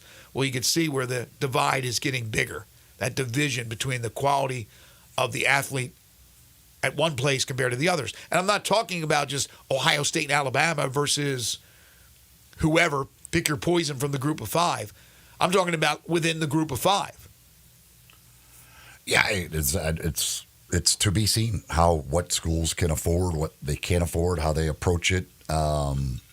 There's a ton of unknown stuff right now as they all try and sort through the revenue sharing and the number of scholarships that they're going to go with. I wonder how many coaches, and maybe there's only a few, maybe zero, that when they started to coach, decided that was going to be their profession. If you told them, look into this crystal ball because this is what is going to happen, that they would continue down that road to coach or they would look at another profession? Depends if that crystal ball shows how much money coaches were making. If you can make it to that level, absolutely. Now, certainly, even at this level, at group of five level, coaches are making good money as well. So you're right about that. But the shelf life is not good unless you're winning, which coincides with how much money you have, therefore how many players or how good a player you can get.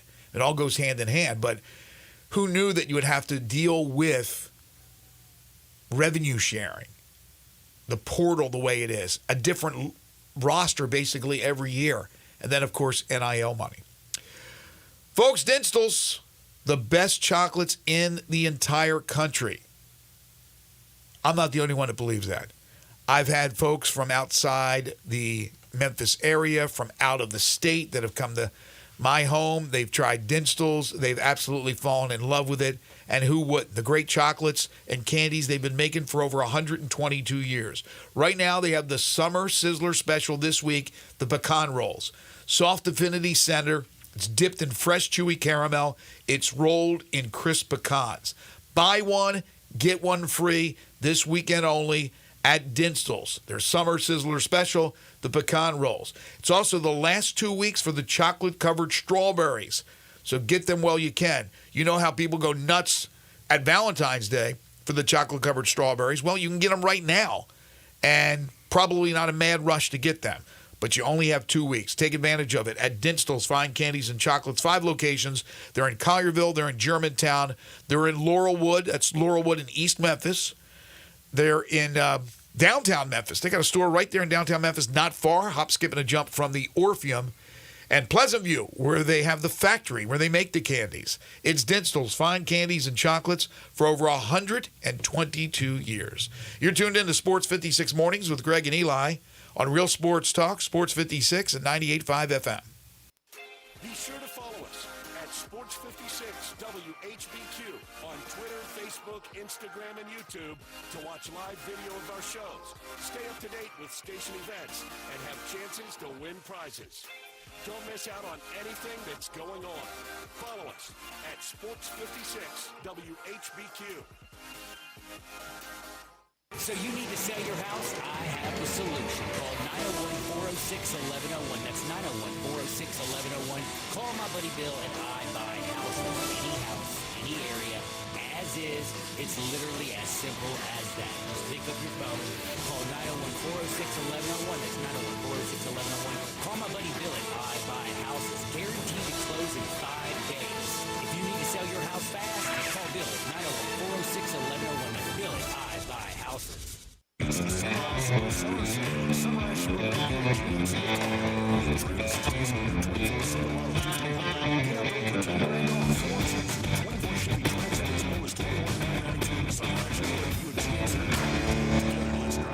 Price does not include licensing costs, registration fees, taxes, and dealer dock fee of $899.50, which are to be paid by the consumer. Silverado RG 377,592, MSRP 61,065, dealer discount 42.74, factory rebate 47.50, trade assistance 1,000, must trade in 2010 or newer vehicle. Track stock number RC 246,913, MSRP 23,395, dealer discount 14.03, expires 9/3/24. Guns, and more guns. Over 700 firearms in stock. Home defense guns, old guns, new guns, used guns, big guns, little guns. Every gun you can think of, Classic Arms has them. All brands like Glock, Sig, Colt, Ruger, Smith & Wesson, Browning, Beretta, Benelli, Remington, Winchester, and more. Guaranteed lowest prices in town. Only gun importer in the Mid-South. Free gun inspections and appraisals and free bore sighting for the upcoming deer season. Shop online at ClassicArmsofMemphis.com or visit Classic Arms at 1740 Germantown Parkway behind Corky's Barbecue in Cordova. You've got to watch your NFL team every Sunday, and Verizon's got you covered for all your team's out-of-market games every Sunday afternoon. Come on! From kickoff to sign-off, from first downs and touchdowns, to turnovers, and overturned plays. After review, pass was incomplete. Let's go! This season, win every Sunday with Verizon. Get a great deal on NFL Sunday ticket from YouTube and YouTube TV and a new phone. Excludes digital-only games. Terms and quotas apply. Hi, this is Troy Fiveash, owner of Fiveash Roofing. In these uncertain economic times, there are so many things as a contractor and a business owner that I cannot control. The rising cost of materials, not to mention fuel and transportation costs. In the last 2 years, shingle prices have almost doubled, and commercial materials have doubled. And I don't have to tell you what fuel costs these days. But you know what I can control? How much markup I put on a project. I have always prided myself in knowing I never gouge a customer. But in an effort to ensure my crews have work and my customers are being treated fairly, I have lowered my profit margin, hoping to give you a price you can live with and keeping my crews busy. So if you need a roof or gutters, please give us a call. Five Ash Roofing, fair, honest, and ethical. Five Ash Roofing, a proud sponsor of Tiger Athletics and a member of the Tigers home team. 367-0050 or MemphisRoofer.com.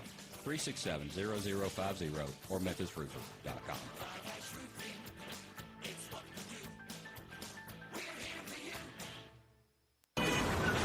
Sports 56 traffic.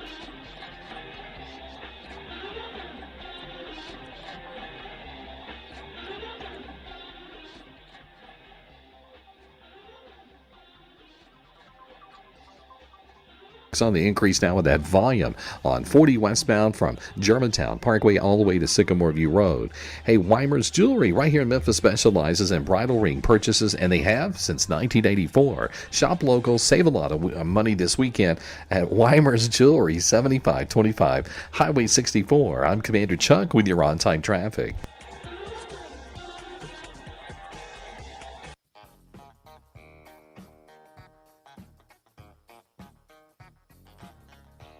Back to Sports 56 Mornings on Sports 56 and 98.5 FM. This hour is brought to you by James Gaddis Jewelers. Don't you just love it? Here once again, Greg Gaston and Eli Savoy.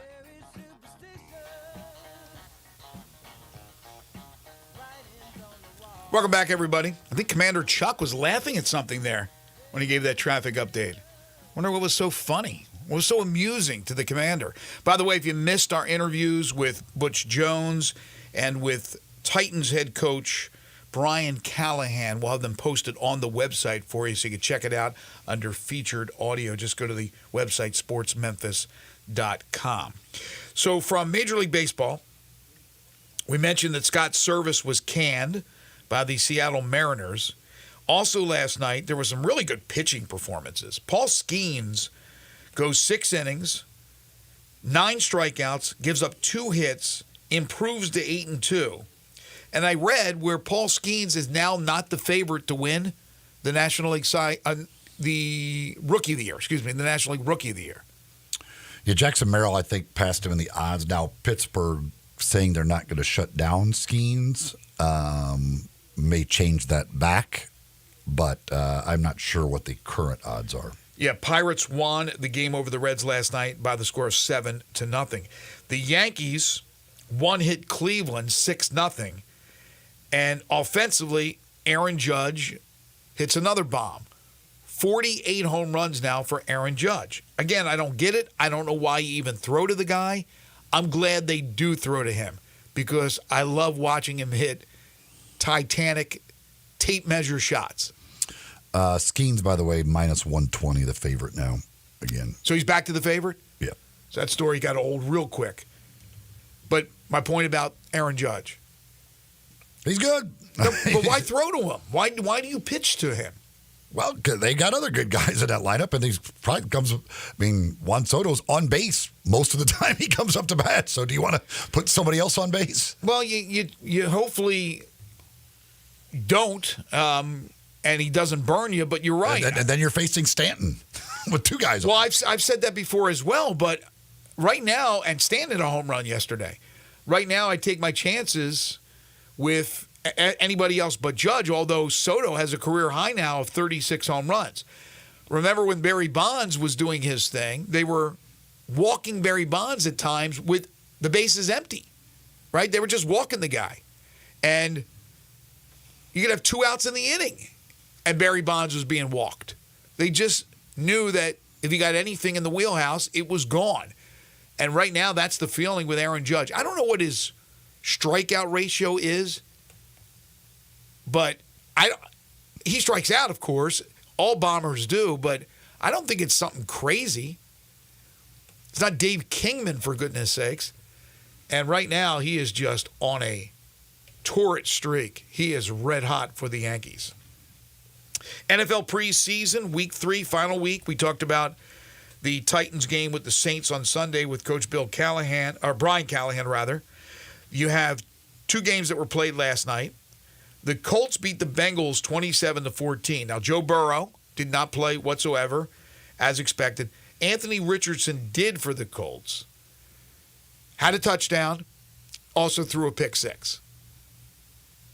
Coming back from an injury-riddled rookie year, there's going to be highs and lows. There's going to be ups and downs. There was at Florida for Anthony Richardson. And then the Bears beat the Chiefs 34-21. Caleb Williams did not play, correct? Nope. Obviously, Mahomes did not play. But you heard Callahan talk about his starters. They're going to play a little bit in the game against New Orleans. Just different philosophies for different coaches. Pretty understandable with Andy Reid not wanting to play his guys, especially Patrick Mahomes. The Andy Reid lookalike last night was damn near mind-blowing. That dude 100% could go anywhere and have anybody believe he's Andy Reid. He looks just like him. He's perfect. Like literally you put him side by side and ask somebody to pick out the real Andy Reid. I don't know that they could do it. I've never seen a more perfect image of like a head coach. I was like, I kept looking, I was like, are they really is that really a guy at the game, or are they like messing with us and showing Andy Reid again? Yeah, I'm staring at it right now. I'm staring at a photo on X. It looks like it's exactly identical. like Andy Reid. And his mannerisms, the way he was like, he has it down perfectly. He is Andy Reid. Like, I'm telling you right now, if they wanted to play a joke, that dude could walk in the locker room and the players would not know that's not Andy Reid. You know, God's pretty amazing, but after a while, you have to have duplicates. How many different faces can you... You think you make duplicates of people other than Andy Reid, body. Hey, I don't mind 2 Andy Reids around. You think if an artist wants to duplicate some of his past work, he doesn't choose, like, the worst stuff. I wonder what the imitation Andy Reid does for his business, for his profession. He needs to just make public appearances as Andy Reid. Andy should hire him. Like, dude, I don't want to go do this appearance. You go do this one for me. Yes. Maybe it was fake Andy Reid in those commercials with Pat Mahomes State Farm? Mm-hmm. I'm telling you, that is eating the tots. That is maybe the greatest doppelganger I have ever seen. You can't be any better than that. Bears, by the way, old Velus Jones, good game last night. Former Tennessee Vol? His story about the ferret on the last Hard Knocks was amazing. His ferret died, right? Yes. He was talking about him and Michael Pittman going to get that ferret at a back alley in South Central in Lake Peaks. He said, I just told him to keep the car running. And when he said, the guy peeked out the door and then shut the door again, he was like, okay, it's over. We're done. I didn't know they had it. And then the man just walks out with a little ferret. I wouldn't know where I would think you just go to a pet store to get a ferret. Yeah, I don't know why you have to go to a back alley. Like they sell ferrets at pet stores. I didn't know there was an underground ferret ring going on. Yeah, I don't know. I don't know what's happening out there in LA, but just go to like PetSmart. Get yourself a ferret. If you really want a ferret, just go get a ferret. I don't know why you want a ferret. I don't know anybody I don't think I know anybody. I've never been that's owned a ferret. I certainly have never been around a ferret, but I just don't see why you want a ferret. I knew somebody who had a pet ferret. I also knew somebody who had, as I was growing up in South Jersey, some dude that was a friend of mine, wasn't a real close friend, but like kind of an acquaintance. He hung around the neighborhood. He had a pet monkey. And the damn monkey wore a diaper. And the diaper would come off, or he'd take it off and throw his feces around. Oh, yeah, you don't want monkeys. A pet monkey, for goodness sakes. Mike Miller will tell you all about that. Mike Miller had a pet monkey? Yeah. Monkeys are too smart. That's the problem. Monkeys are smart, way too smart. You can't have a pet monkey. That's just going to lead to bad stuff. It's never going to work out with a pet monkey. Again, ferrets may be great animals. I don't know what ferrets do. Like, I just don't. Like, I'm not versed in the ferret area. Nor am I. But they just don't seem like they would be great pets. I feel like ferrets are lazy. I don't know why I feel like ferrets are lazy. I feel like ferrets are lazy. Why would you say that? I don't know. In my head, ferrets don't do anything. They just kind of lay around. And I could be completely wrong. I have no knowledge of the ferret world. We are several months away, so still a ways to go before camp opens up for the Grizzlies and the NBA. But ESPN did their summer NBA forecast, and they have the Grizzlies going 44-38, which is respectable. That would put them 9th in the West. If the Grizzlies finished 9th in the West, Eli, what happened? In your guesstimate, what would have had to happen, or what would have to happen for the Grizzlies to go 44-38, not bad, not a disaster, in the play-in, but not the playoffs, finishing 9th? What happened? They had some injuries again. So you think it's right now injury-free, and when I say injury-free, I'm talking about major injuries to star players where they're out significant time. You're going to have your bumps and bruises. You're going to have your little sprain where you're out a couple of games. So I'm talking about the guys playing the meat of the games. You feel that would be ludicrous. There's no chance they would finish that low. No, I think they are. I've said it over and over. I think they're a top 4 team in the West. At worst, a top 6 team for sure. I think there's a group of teams that could sort it out in a lot of different ways. But if the Grizzlies are healthy, I firmly believe they will be in the top 4 in the Western Conference, let alone the top 6. Who is? I think I know the answer. Who is the one player they could ill afford to lose for a? Well, it's obviously Ja. I mean, after Ja, for a large period of time. I would say probably Jaren, but also Desmond. I mean, any of those guys. I mean, you got your big 3. Like those 3 guys are healthy, you're going to be good. Yeah, last year was an anomaly, we hope anyway, with all the injuries, all the significant injuries, the lost time. But Jackson played most of the season. Now he played with a bunch of G League guys at time. So it's hard to gauge, well, is he as valuable as Desmond Bane? Because you did have him, and they stunk but to throw it on him would be ludicrous. Well, anybody with, you could have had LeBron James with the group of guys he was playing with. They would have just been terrible. How would a Marcus Smart, Des Bain, Jaren Jackson Jr., Zach Edey, throw in your other guy, Vince Williams, Luke Kennard, whatever, how would that team fare? There's no Ja Morant in the picture. They would have a chance to sneak in the back end of the play-in. Okay. But with John, you've said it before, top 4, correct? Yep. Okay. Again, I will always point out, just look at his career. They win 2 out of every 3 games he plays. See, that's why, and I didn't get a chance to read the article. I just saw somebody posting the headline from that because they cover the Grizzlies. It was Parker Fleming who tweeted it out, and I saw that, and you can't assume injuries, right? You can't guess that somebody's going to go down. So I come to the conclusion that they believe even a healthy Grizzlies team is 9th best in the West. And if they are healthy and they finish 9th, then now you have to seriously think about the direction you're going in for the following season and the future. Because it ain't working if they finish that low. They've got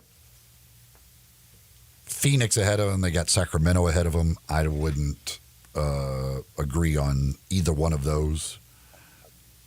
They've got Dallas 3rd in the West. I still think Dallas got hot in the postseason and made a nice run. I don't think Dallas will be 3rd in the West. See, I don't know if they'll be 3rd in the West, but it wasn't they just got hot. They made the right trades before the deadline. They made the right moves. They now have bigs that complement that backcourt of Doncic and Irving. Sacramento I like a lot. I don't know if I like them better than the Grizzlies. I don't think I do. And you're right, Phoenix. I mean, I don't know how you could just, again, pull out the crystal ball and all of a sudden feel that, it's now going to work with Bradley Beal. And the fact that they have the Warriors ahead of the Grizzlies is, to me, laughable. The Warriors are going to have a tough time making the play-in. Are they not? What if they add it? Klay Thompson's gone. They obviously have Steph. They have Draymond. They have Kuminga. Wiggins is still there, correct? Mm-hmm. Looney. I mean, did they pick up anybody? Zach, did they pick up anybody of significance? Paul's gone.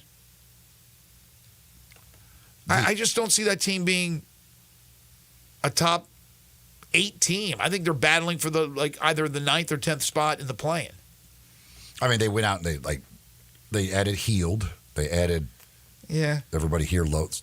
The people here I guess people here probably think they're great because they added Kyle Anderson and DeAnthony Melton. So that should elevate them to top 3 in the West, according to people in this town. So they're now the Grizzlies of the West Coast. You got Kyle, you got Melton, and you have the people's choice, Draymond Green. We know the Grizzlies fans love him. I don't know. I just don't see it. But who knows? When you have the greatest shooter in the history of the game, can't count him out. I mean, like a handful of their guys were with the 76ers. Yeah, that's what Eli was just saying. Now, I think Derrick Jones was the biggest free agent move coming from Dallas. Derrick Jones? Derrick Jones Jr. So they got Jones, they got Melton, they got Anderson. Oh, I'm sorry. I'm still thinking about the Clippers. Oh, no. Okay, so Jones went to the Clippers. Yeah. They've had Steph Curry the last couple years that they haven't been Who are the 6? And they had Klay Thompson. And they replaced Klay Thompson with guys who can't shoot. Who are the 6? They need Kuminga. They need Kuminga to become a star. Like a star. And right. I don't know. And I love Kuminga. I don't know that he's ready to become a star to the level they need. Again, I mean, they're going to have to change stuff because they just don't have the shooting that they used to have. When you lose Klay Thompson, it's a big difference in way they want to run their offense. Who are the 6 they have below the Grizzlies? I could guess at most of them, I would think. Portland. They've got Houston, the Lakers, the Clippers, the Spurs, the Jazz, and the Blazers. Okay. The Warriors are right there. The Rockets, if the Rockets can figure out chemistry. They actually have the Rockets tied with the Grizzlies. Okay. Record-wise, they have them tied. I think the Rockets could be pretty good. We'll see. Yeah. I know Portland's going to be bad. Utah, they still have some players. They didn't trade Markkanen, but I don't think they're going to be good. Lakers will be strange. That'll be weird. You know, is Davis going to stay healthy again like he was most of last year? LeBron, does he play like he did in the Olympics? Or last year? I mean, he hasn't had a down year. But Bronny, that'll be the difference maker. I don't know why they're not picking the Lakers to win the West with Bronny. Classic Arms, over 700 firearms in stock with all of the top names like SIG and Colt and Smith & Wesson and Browning, Benelli, Remington, Winchester. Go up and down the list. They've got all of those top brand names. And there's an absolutely massive selection, whether you're looking for handguns or you're looking for rifles, shotguns, whatever it is that you're looking for in the world of firearms, you're going to find it at Classic Arms. That's what they do. They buy, they sell, they trade. They've got new guns. They've got used guns. They do it all and have it all at Classic Arms. They do free gun inspections. They'll do free gun appraisals as well, free bore sighting as well. They guarantee the lowest price in town. You can find it all at Classic Arms at 1740 Germantown Parkway. That's right behind the Corkies there off Germantown Parkway. You can also shop online 24/7.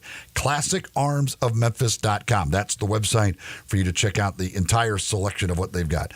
Not only, of course, the guns, but the ammo, all the supplies, gun safes, gun cases. Anything that you need, you're going to find it at Classic Arms. Again, 1740 Germantown Parkway, right behind Corky's, or online at ClassicArmsOfMemphis.com. You're tuned in to Sports 56 Mornings with Greg and Eli on Real Sports Talk, Sports 56 and 98.5 FM. We are Real Sports Talk. Sports 56 WHBQ. Available on your radio dial at 560 AM and 98.5 FM, as well as around the world online at sports56whbq.com. Take us with you everywhere by downloading the Sports 56 app. And at home, just say, Alexa, play Sports 56. Wherever you are, stay tuned in to Real Sports Talk. Sports 56 and 98.5 FM. Hi, I'm Finley Lavin, defender for University of Memphis Soccer. Refinance your auto loan with Southern Security and have no payment for 60 days. Southern Security will finance up to 115% of the current value of your vehicle for up to 72 months. To find out how to put more cash in your pocket, call our member service team at 901-452-7900 or apply on our website at southernsecurity.org. Southern Security is a proud supporter of the University of Memphis Athletics and 901 Women. Federally insured by NCUA. Are you ready to make this the summer event rockin' Ronnie? Because the place to buy is Gossett Chrysler Dodge Jeep Ram out on the pike. I'm ready, Randy. Check this out. A 2024 Jeep Compass Sport four-wheel drive, $2,700 or $398 a month. 2024 Jeep Compass Sport 4x4, $2,790 or $398 a month. Or take your pick, a 2023 Dodge Challenger RT or a 2024 Ram 1500 Quad Cab Tracer, two-wheel drive, $38,990 or $579 a month. Rockin' Ronnie says drive past the rest and come to the NASDAQ. Gossett Chrysler Jeep Dodge Ram out on the pike. Or shop us anytime online at GossettMotorCars.net.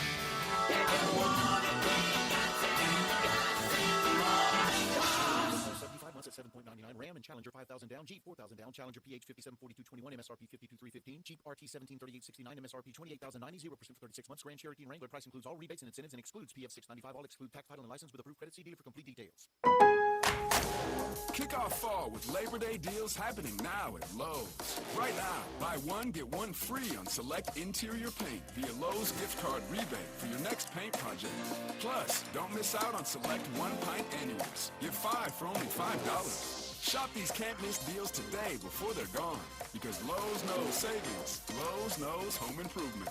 Valid through 9/4 while supplies last. More terms and restrictions apply. See Lowe's.com/rebates for details. Sunrise Super Summer Sale at Sunrise Buick GMC at Wolf Chase. Get up to $11,000 off MSRP with royalty on a new loaded 24 Sierra 1500. Or choose new GMC Sierra 2500 heavy duty at $7,000 off MSRP. Sunrise View at GMC at Wolf Chase. We are professional brand. Price does not include licensing costs, registration fees, taxes, and dealer dock fee of $899.50, which are to be paid by the consumer. Light duty RG $245,378 in transit. MSRP $90,475. Dealer discount $57.50. Factory rebate $27.50. Loyalty $2,500. Must own 2010 or newer Buick or GMC vehicle. Heavy duty RF $381,279 in transit. MSRP $97,330. Dealer discount $7,000. Expires 9/3/24.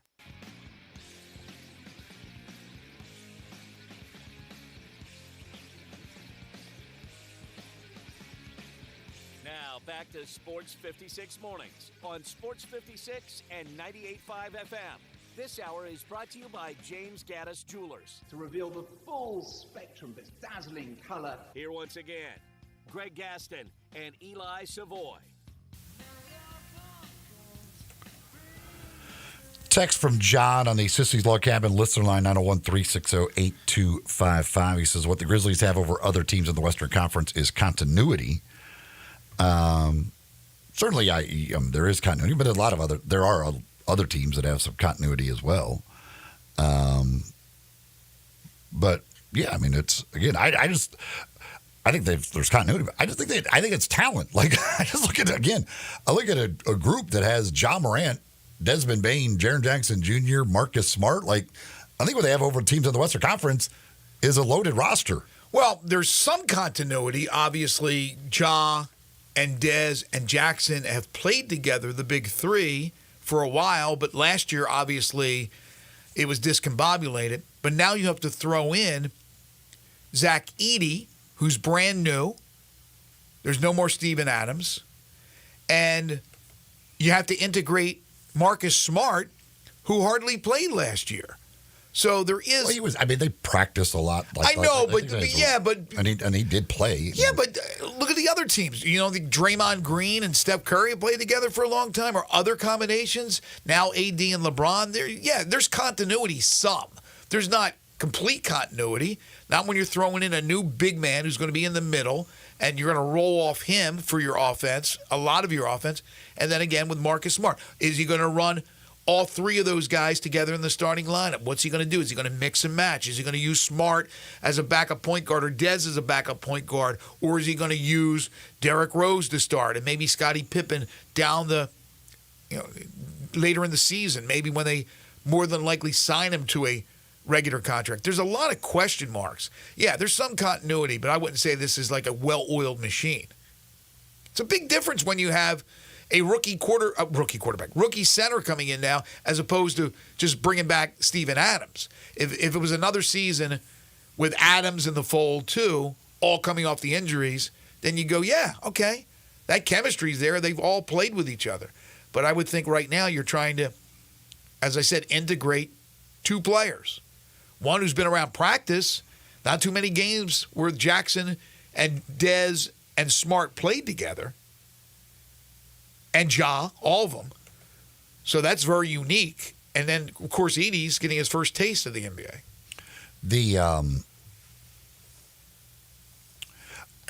Looking at the Warriors roster, I think Steph Curry is the only Warriors player that would start for the Grizzlies.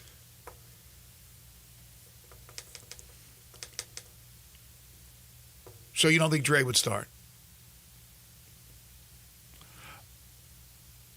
I guess maybe you would put Draymond Green in there and play Jaren and start Jaren at the 5. That's what I would do. But that's questionable. You could start Looney over Edey. Looney's garbage. Well, he starts for Golden State. That's the point. They're garbage. The idea of putting the Warriors ahead of the Grizzlies is ridiculous. Well, I think so too. The Warriors are not. The Warriors are not. Right, they're doing that because of Steph. And in a close game down the stretch, you got Steph Curry, and the other team doesn't. Then he can make all the difference in the world and wins, and he can. The other team has 4 guys. Yeah, but if you need one guy to make a shot, who you picking? You're still picking Steph Curry, right? You're asinine if you're not. Zach, still picking him, right? To make the big shot? I mean, yeah, if you're the Warriors, you're picking Steph. No, I'm talking about anybody in the like. If Steph Curry is on any team, that's your guy. Steph Curry, with everybody knowing he's the only guy that got to shoot, or I could just put the ball in the hands of Ja Morant with guys around him. I would take my chances with putting the ball in the hands of Ja Morant with guys around him. Yeah, maybe. I mean, Ja doesn't always finish. Steph Curry doesn't always make every three he takes. I understand that.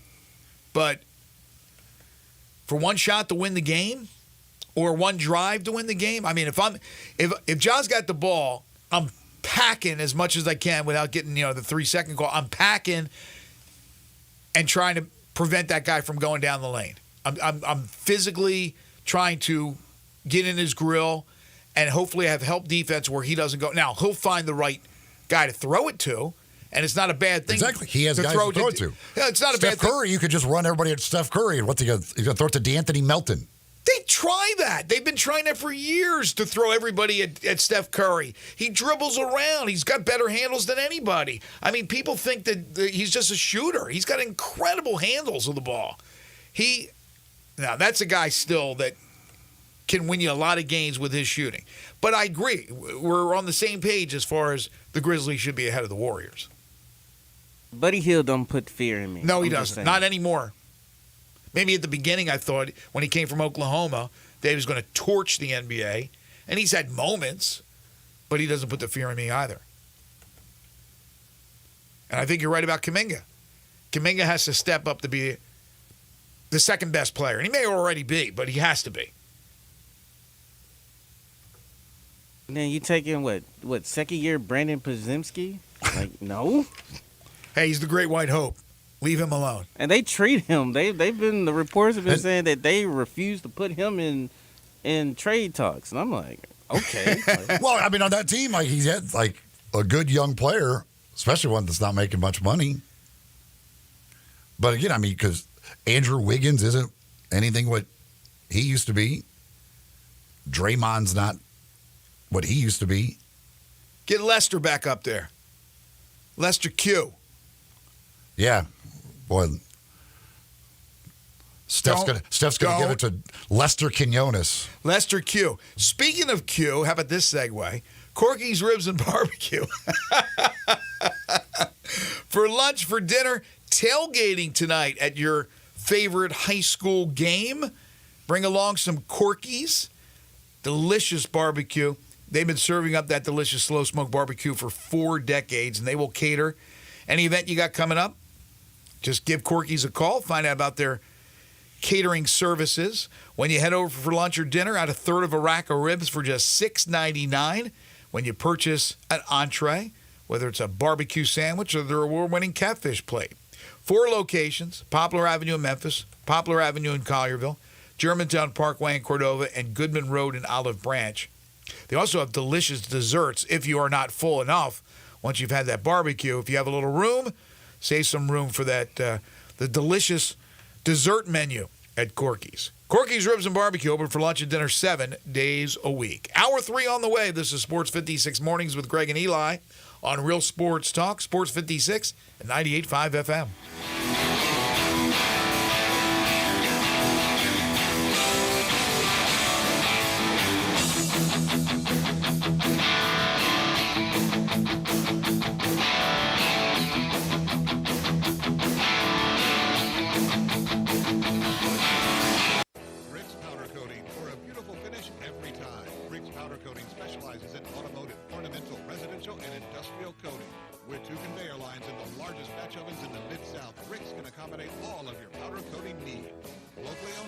Since 2002, Rick's Powder Coating will customize a beautiful finish just for you.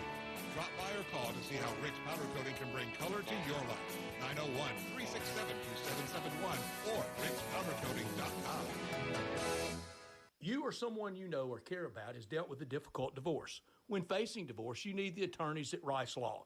Nick and Larry Rice lead the firm with 3 generations and 7 decades of experience. Located in Memphis, serving the entire state of Tennessee and North Mississippi. Rice Law is who you need to call. Simple or difficult divorce, they know how to handle it. Call Rice Law at 901-526-6701, or for more information, visit them at aboutdivorce.com. That's aboutdivorce.com. Listen up, I got Marty McNate on the line at Gossett Volkswagen, Germantown. Marty, you might be too busy moving back prices over there. What's up? Going way back, Randy. Doc's orders. I've got 2024 Teos SE or 2024 Jetta Sport. Got to go back in time to get the good old days at $275 a month. Great Scott, McNate. Plus, I hear the 2024 Atlas Peak Editions are going for $5,000 off MSRP or 1.9 for 60 months. That's right, Randy. During the Volkswagen Savvy Summer Sales event, your future is whatever you make of it. So go to Gossett Volkswagen Germantown at 7420 Winchester Road or shop online at GossettVWG.com. Ask for Marty to find out how much he can move you back on price. That's Gossett Volkswagen 7420 Winchester Road.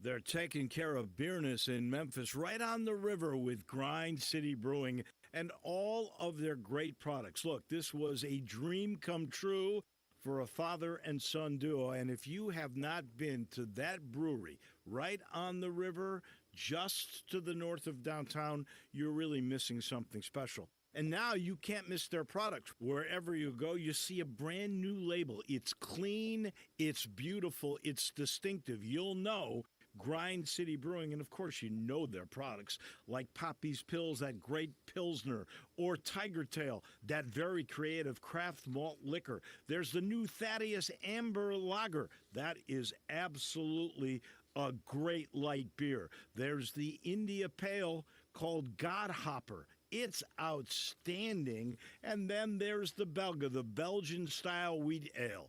They keep bringing hits at Grind City Brewing.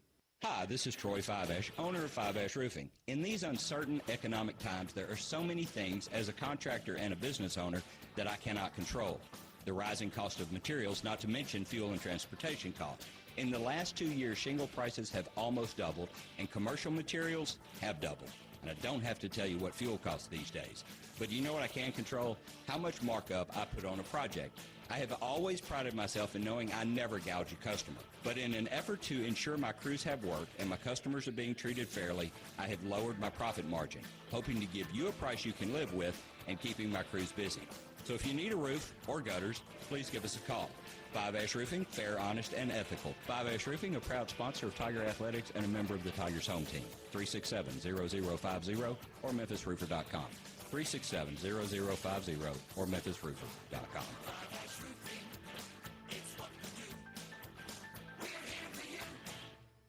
This Sports 56 traffic report is brought to you by Luttrell Belting. They keep you moving. Sports 56 traffic. Good morning. Wrapping up this earlier wreck we had over here on Sam Cooper at Perkins. This one's been out here for a while. As traffic starts to crank up over here now, coming off the interstate there on to Sam Cooper. It's getting even busier in the last few minutes. 385 Billboard Parkway moving inbound. They are passing Riverdale. Hey, Weiber's Jewelry, 7525 Highway 64 is your full-service, family-owned jewelry store right here in Memphis. I'm Commander Chuck with your on-time traffic.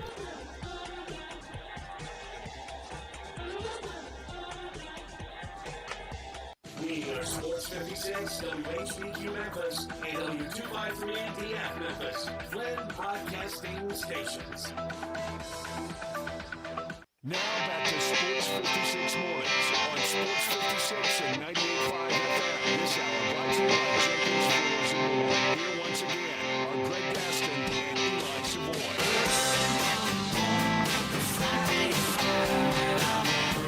Welcome back, everyone. 9:05 the time. Final hour for us today. Final hour for us this week here on Sports 56 Mornings. Greg Gaston, Eli Savoy, and Zach Boyd with you. Broadcasting live from the Family Leisure Studios. Family Leisure, located at 2120 Whitten Road. That's just north of I-40.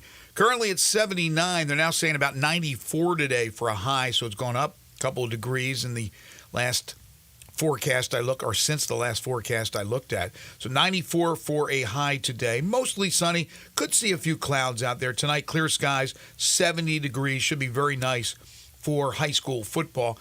Third hour of the program is brought to you by Jenkins Floors and More. Can't thank Timmy and Rebecca Jenkins enough for being a part of our show. Folks, again, if you're looking for flooring or carpeting, and everything else really that goes with it. Ceramic and porcelain tiles, backsplashes for your kitchens and bathrooms, plantation shutters and blinds.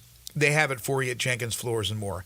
They got the big warehouse in the showroom in Horn Lake, 2356 Goodman Road. They used to be down in Hernando. You may remember them from that. They also have stores in Cleveland, Mississippi, and in Little Rock, Arkansas. They sell it wholesale. Skip the middleman. Going to save you lots of money. So for your homeowners, contractors, if you do it yourself, it's best to get that material from Jenkins Floors and More and save a lot of money. If you are not going to do it yourself, have Jenkins do it for you. They'll come by. They'll give you a free estimate no matter where you are. Just call them. And then we're talking about a 2-week turnaround to get the job done. So once you decide you want to go with Jenkins, whether it be flooring, carpeting, whatever the case may be, they'll have it done for you in 2 weeks. Financing is available. Stop by and see them in Horn Lake. Tell them you heard it here on Sports 56 Mornings. Certainly helps us out as well. And you can also call them, 662-469-9350. They're open Monday through Saturday. Ask about their Sports 56 family discount, and all military and first responders, you get 10% off at Jenkins Floors and More. Golf, second playoff event of the FedEx Cup. Good start for Keegan Bradley. Shot 6 under yesterday. Has the lead going into round 2, which is already underway in beautiful Colorado, where I have a feeling it's probably really nice weather-wise. Very well could be. I don't know. I mean, it's in the Maybe mountains. it's cold. It's in the well, that's right. You get cold. I think of cold as good. So hopefully there's a nip in the air and they're feeling good, and there's certainly not the humidity and the heat of Memphis. As Colorado seems like a weird stop on the FedEx Cup playoff tour. Chicago, it's been in Boston. I want to say New York.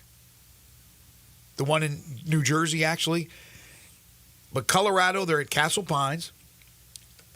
You have Hideki Matsuyama, who hasn't started his second round, the winner in Memphis at 5 under.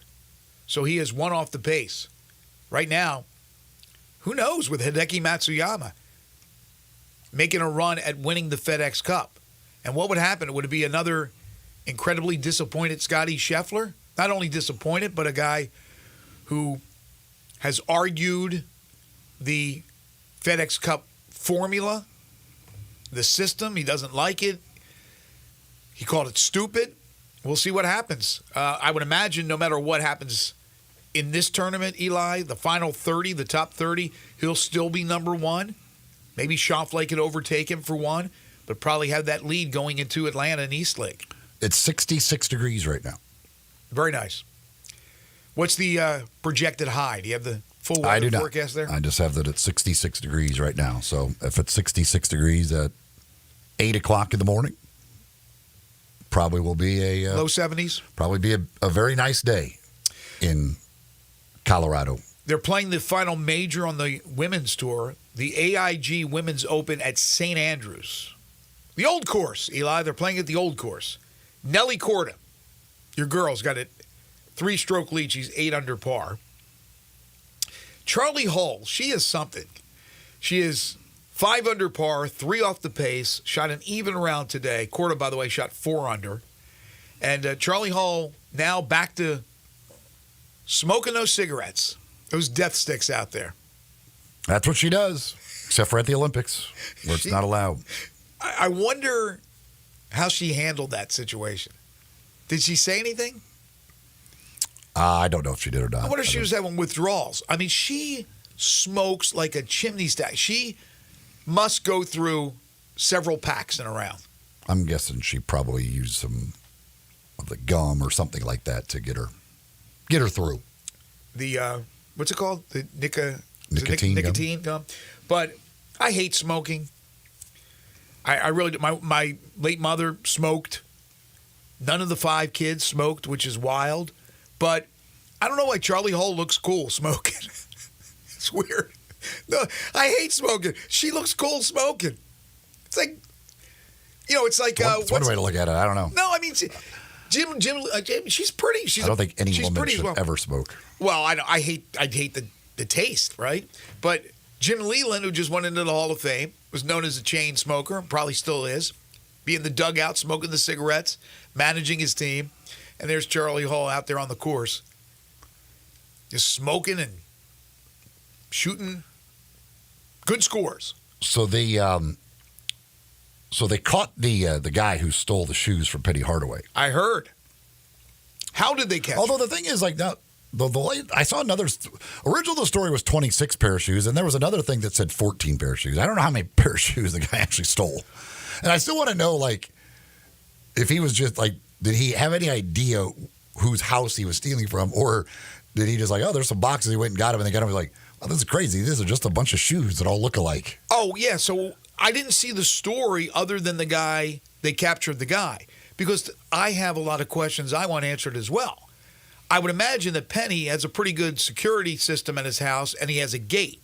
Were the boxes that were delivered outside the gate? Were they delivered inside the gate? The guy scaled the gate? Could he reach in and get them? Were they You're on just his assuming porch? there's a gate. There may not be a gate. No, I asked if Penny has a gate, and they said he does. I checked on that yesterday. Again, that's somebody telling me that. Doesn't mean it's 100%. But the point is, I would like some answers. But how did they capture the guy? Where did they find him? Does it say? I don't. Was I'm he sure somebody saw the pictures and said it's Hobo Joe. Told him who it is. I mean, the guy looked I think homeless. he's from Hernando, if I remember. Hernando? I think that's what I like did I say original. Hernando? Is like he originally from Hernando, or did he come up here to steal stuff in Memphis?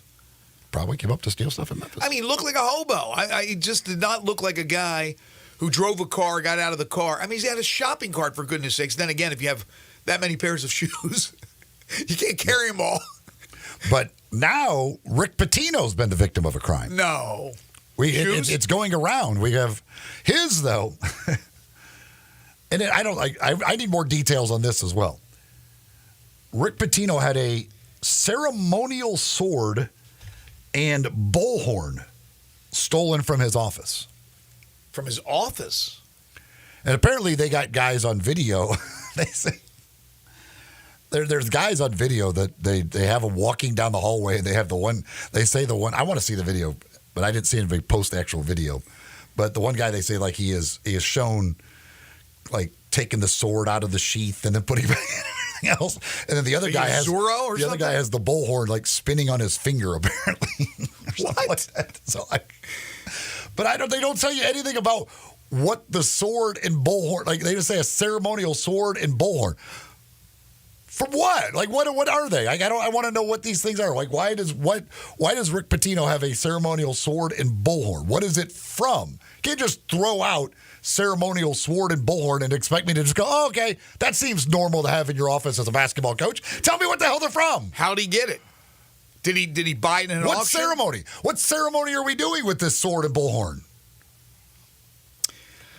Well, the guy and I don't believe this guy. But again, they have him on video. I think there's two guys. They have him on video, so I'm sure they'll probably, they'll probably end up catching them. I don't know. It's New York. It's a little different than Memphis. It's not probably as easy to find people. Right. But I don't know. Like, I need these guys because because I don't know if they took anything else. Like, so you break into St. John's. And I guess you're wandering around. I don't know. Or did they? It's got to be an inside job, Were they like, okay, we're going to go to Rick Pitino's office because we know he's got this sword and bullhorn? Or are they just walking around? They stumble into Rick Pitino's office. They're like, how about that? There's a sword and a bullhorn. Let's take that. I don't know. Like, there are so many things that I have, these questions I need answered about this sword and bullhorn. All right. We got a guy. Go ahead. No, I was gonna say, come on, Eli. You know how it is. You're dealing with an Italian. If he tells you, don't worry about it. Don't worry about it before he sends Bobby over to your house. That's a good point. They may have stolen from the wrong guy. Here's the thing: the one dude is spinning a bullhorn on his finger. That tells me he's a basketball player. He's used to spinning the ball. I think it's an inside job. It's a former St. John's player. Or players. Well, I would think they would recognize them in the video if it was. Well, maybe they will. You know, criminals, unless this was like a farce, like a joke or something, but if they sincerely were thieves that stole, thieves aren't the smartest people in the world. Sometimes they don't realize that there's cameras pretty much everywhere and security, or they don't care. They're that brazen. Again, that's why I go back to the guy who stole Penny's shoes with a shopping cart. Maybe he was smart enough to know, again, was he driving around all these boxes? Oh, maybe I'll go get a shopping cart because I need a cart to bring it over to my car. Because, as you said, he's from Hernando. Or is he a displaced Hernando native that is homeless in Memphis and walks around with a shopping cart, which would be pretty easy to find, I would think. The one with the nice new shoes. They said, they say it's not immediately clear if other items were stolen from the coach's office or other parts of the building. But police said in a statement, 2 men somehow gained entry without authorization and removed a number of items before fleeing on a moped. Can you imagine? Driving around a moped with a sword and a bullhorn. Yeah, this is New York, so nothing would surprise you. But That's yes, true. It's you're common. just out on the street, and here goes 2 guys by on a moped. One of them's got a sword. Like that again in New York, people probably go, right? Okay, like you don't even notice that. That's like it's just a Tuesday. That you just call that Tuesday, whatever. But that's just like the moped, the getaway moped. But they also said, they did release the surveillance footage. I got to find this. I want to see these guys walking down the hallway with the sword and the bullhorn.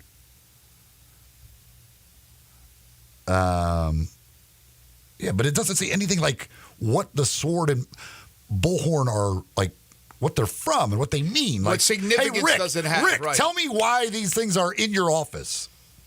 I don't think a lot of coaches have a sword in their office, do they? That would seem weird. Like, it had to be a gift from somebody or something that has some meaning to just have a sword in your office, unless that's how he disciplines players. Hey, he's a tough coach. Hey, one more turnover, it's over. I'm sure a lot of people like Steven Seagal and Van Damme and those kind of guys probably have those swords from like samurai swords and things like that if they collect them. I don't know if they do or not, but a lot of people have that kind of collection. But for Rick Pitino, is that something that interests him? Does he collect? Did he buy it in an auction? Was he given it? Like Mike Leach, God rest his soul, would expect a sword in his office. He's a pirate. Like that, swing your sword. That's like he does. Like that's 100%. I bet you he did. Rick Pitino, I don't know why he's got a sword. I got to know what. And again, they call it a ceremonial sword. So what is that? What ceremony? What are we talking about here, Rick? I don't know. Apparently, Pitino also tweeted that like they stole some real expensive bottle of wine, but it was a joke. Like, and people thought that they actually did. Like, he had some real expensive bottle of wine, and they took that. But he's like, no, that was a joke. Speaking of coaches, yesterday we were talking about. Oh, here's the video. Yesterday we were talking about Florida State and Georgia Tech. They'll be playing tomorrow in Dublin, and what the setup would be for the ESPN crew. Saban's there. There's a photo of Saban, so Saban's going to be part of it. He is in Dublin. He's at Florida State's practice right now. So that's pretty cool for Mike Norvell. Has Nick Saban at the practice, looking on intently before he's part of the broadcast crew tomorrow, game day. But as far as Lee Corso, I don't know. I don't know if he'll be there. He may be the only one missing. But then again, maybe Lee's feeling good. He's going to be part of the team this year, and maybe he made the trip over to Dublin as well. Did you look at it? Are you dissecting that video? He wasn't. Okay, he's not spinning the bullhorn. It's a small. It's not. I wouldn't even call that a sword. Is it more like a I don't know what you knife? technically would call that.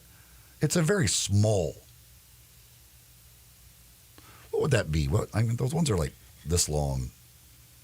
I mean, I guess that's a sword, but yeah, I think it's still a sword. I was picturing a big. So was I. Swashbuckler. Like that. You wouldn't even see that. Three Musketeers. Like as they ride away on the moped, you wouldn't be able to see that. Like you could hide that thing. I'm thinking of the guy on the moped.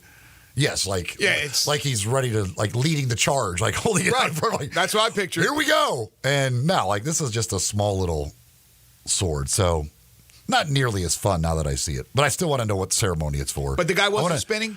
No, he was holding the bullhorn by like the okay, so maybe it wasn't a basketball player. He was spinning player. it. But it wasn't like on his finger it was like a upside. basketball. He was holding it by like the little, like, I don't know, like strap that's on it.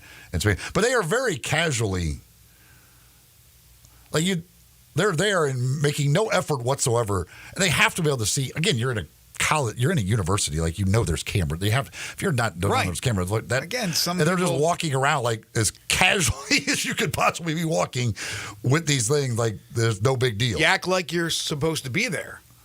So they got away on a moped going at, 18 miles per hour? I don't know if there's any video of them on the moped or not. I don't see any. That would be hilarious. I don't see, but I guess they must have some video of them on a moped to know they got away on a moped. So there's got to be video of them getting on the moped. Again, I'm sure there's cameras all over outside of the building too. So, somebody said, did they have the shopping cart tied to the back of the moped? No, I don't think they had a shopping cart. Yeah, they don't need it. All they had is a bullhorn and a tiny little sword. They didn't have a giant sword like I thought they were going to be. Because I thought it'd be just them riding down the streets of New York holding that sword out front on a moped would just be awesome. Onward! To the castle! Storm the castle in our moped! But like you said, it's New York City. Can you imagine, like, the chief of police? He's like, oh, my God, that's the 5th sword arrest we've had this week. Well, I hope Rick gets Or incident. They haven't arrested him yet. I don't know if when they arrested the Penny's guy, I don't know if they got the shoes back. I don't know if they found the shoes or not. So I don't know. Again, I don't know if Penny will get the shoes back or is getting the shoes back. I hope Penny gets his shoes back. I hope Rick gets his sword back, and I guess if he needs the bullhorn too, whatever. Yeah, with the Penny. What if he uses the bullhorn in practice to yell at guys? Is that what the bullhorn's for?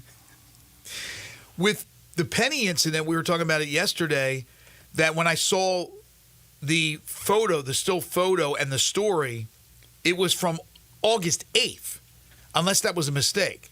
So we're talking about... No, yeah, they were stolen a while ago. That's so what I doubt they got the shoes back. I don't know. Right, that's the point. Yeah, they could have easily, or that guy could have easily sold them or distributed them the way he want. Who knows? But I want to know those answers too. I want to know if this guy drove in from Hernando to do some stealing in Memphis, or was he homeless? I think, and I might be wrong, but I thought I saw somewhere in one of the stories that he was from Hernando. But I think you're right. I think I remember that, but it didn't say he came that day from Hernando to do that. And again, was it just driving around or walking around and saw the packages and just happened to be packages from Penny Hardaway's house, and he had no idea that it was Penny Hardaway that he was stealing from? All right, when we come back, we got some NFL news. We also have 10 in a row, the game show that has swept the nation. Folks, All-Star Chevrolet in Olive Branch, their end-of-summer sale continues with all types of amazing deals. You can pick out a couple of these vehicles today, drive them around, see what you like. If you're looking for pre-owns, they got just about everything. But as far as the new automobiles are concerned, you like the Silverados? I like the Silverados. They got about 20 or 30 of them on the lot, marked down as much as 12%. 12% off is going to save you thousands. They got the Tahoes as well. Beautiful vehicles, especially if you have a large family. Now, law enforcement, all first responders, healthcare workers, teachers, military, college students and graduates, you get an extra $500 bonus on top of what you get for your trade-in and the deal you're going to get on that vehicle. You get it on top of it, $500 off when you purchase the vehicle from All-Star Chevrolet in Olive Branch. As I mentioned, pre-owns, they got 1 million of them. Ram trucks and Silverados, Broncos and 4Runners, Aldis and Hyundais and Palisades. They even have one sweet Corvette Stingray that's there for purchase. Best week to get the most money on any vehicle is this week. So bring it in, sell it today at All-Star Chevrolet in Olive Branch. Get a big check. Don't miss All-Star Chevy's end-of-summer sale going on right now in Olive Branch at All-Star Chevrolet. And check out all these great vehicles online at allstarautogroup.com. You're tuned in to Sports 56 Mornings with Greg and Eli on Real Sports Talk, Sports 56, 98.5 FM. Add a little fun to your lunch break. Join Johnny Radio for Sports 56 Happy Hour from 11 to 1 every weekday. on Sports 56 and 98.5 FM. When you think about insurance and you want great value without sacrificing great service, I want you to think one place, the Eflin Insurance and the entire Eflin Insurance team. Matt and his group of professionals will access 10 leading companies to find the right home and auto program that fits your budget and your absolute needs. The Eflin Insurance team, the number 386-GER, 386-4777. East Memphis Ace Hardware is more than just a hardware store. It's really a customer service store. With 20 employees along with complete inventory of items, they deliver. Finding what you need is easy. Choosing from a complete selection of Big Green Egg as well as Traeger and Weber grills. And the Garden Center has everything for your yard. You can get glass, cut, repair screens, even your keys with key fob programming. Tools, nuts, bolts, screws. You need it. East Memphis Ace Hardware has it. And they're just down the street at the corner of Wilson White Station. Hey, Jason, the main man, Marshall, it's the Volkswagen Sandy Summer Sales Event at Gossett Volkswagen on the Pike. And, buddy, I need the scoop. Randy, don't pass this one by, my man. Take your pick, 2024 Taos SE or 2024 Jetta Sport, just $275 a month. And 2024 Atlas Peak Edition, $5,000 off or 0.9% APR for 60 months. And remember, at Gossett Volkswagen on the Pike, no reasonable offer will be refused. Remember, it's your choice, 2024 Taos SE or 2024 Jetta Sport, $275 a month. And 2024 Atlas Peak Edition's $5,000 off or 0.9% APR for 60 months. So ask for Jason, the main man, Marshall at Gossett Volkswagen, 1875 Covington Pike, or online at GossettVWMemphis.com. Where we're charging for it and charging less every day.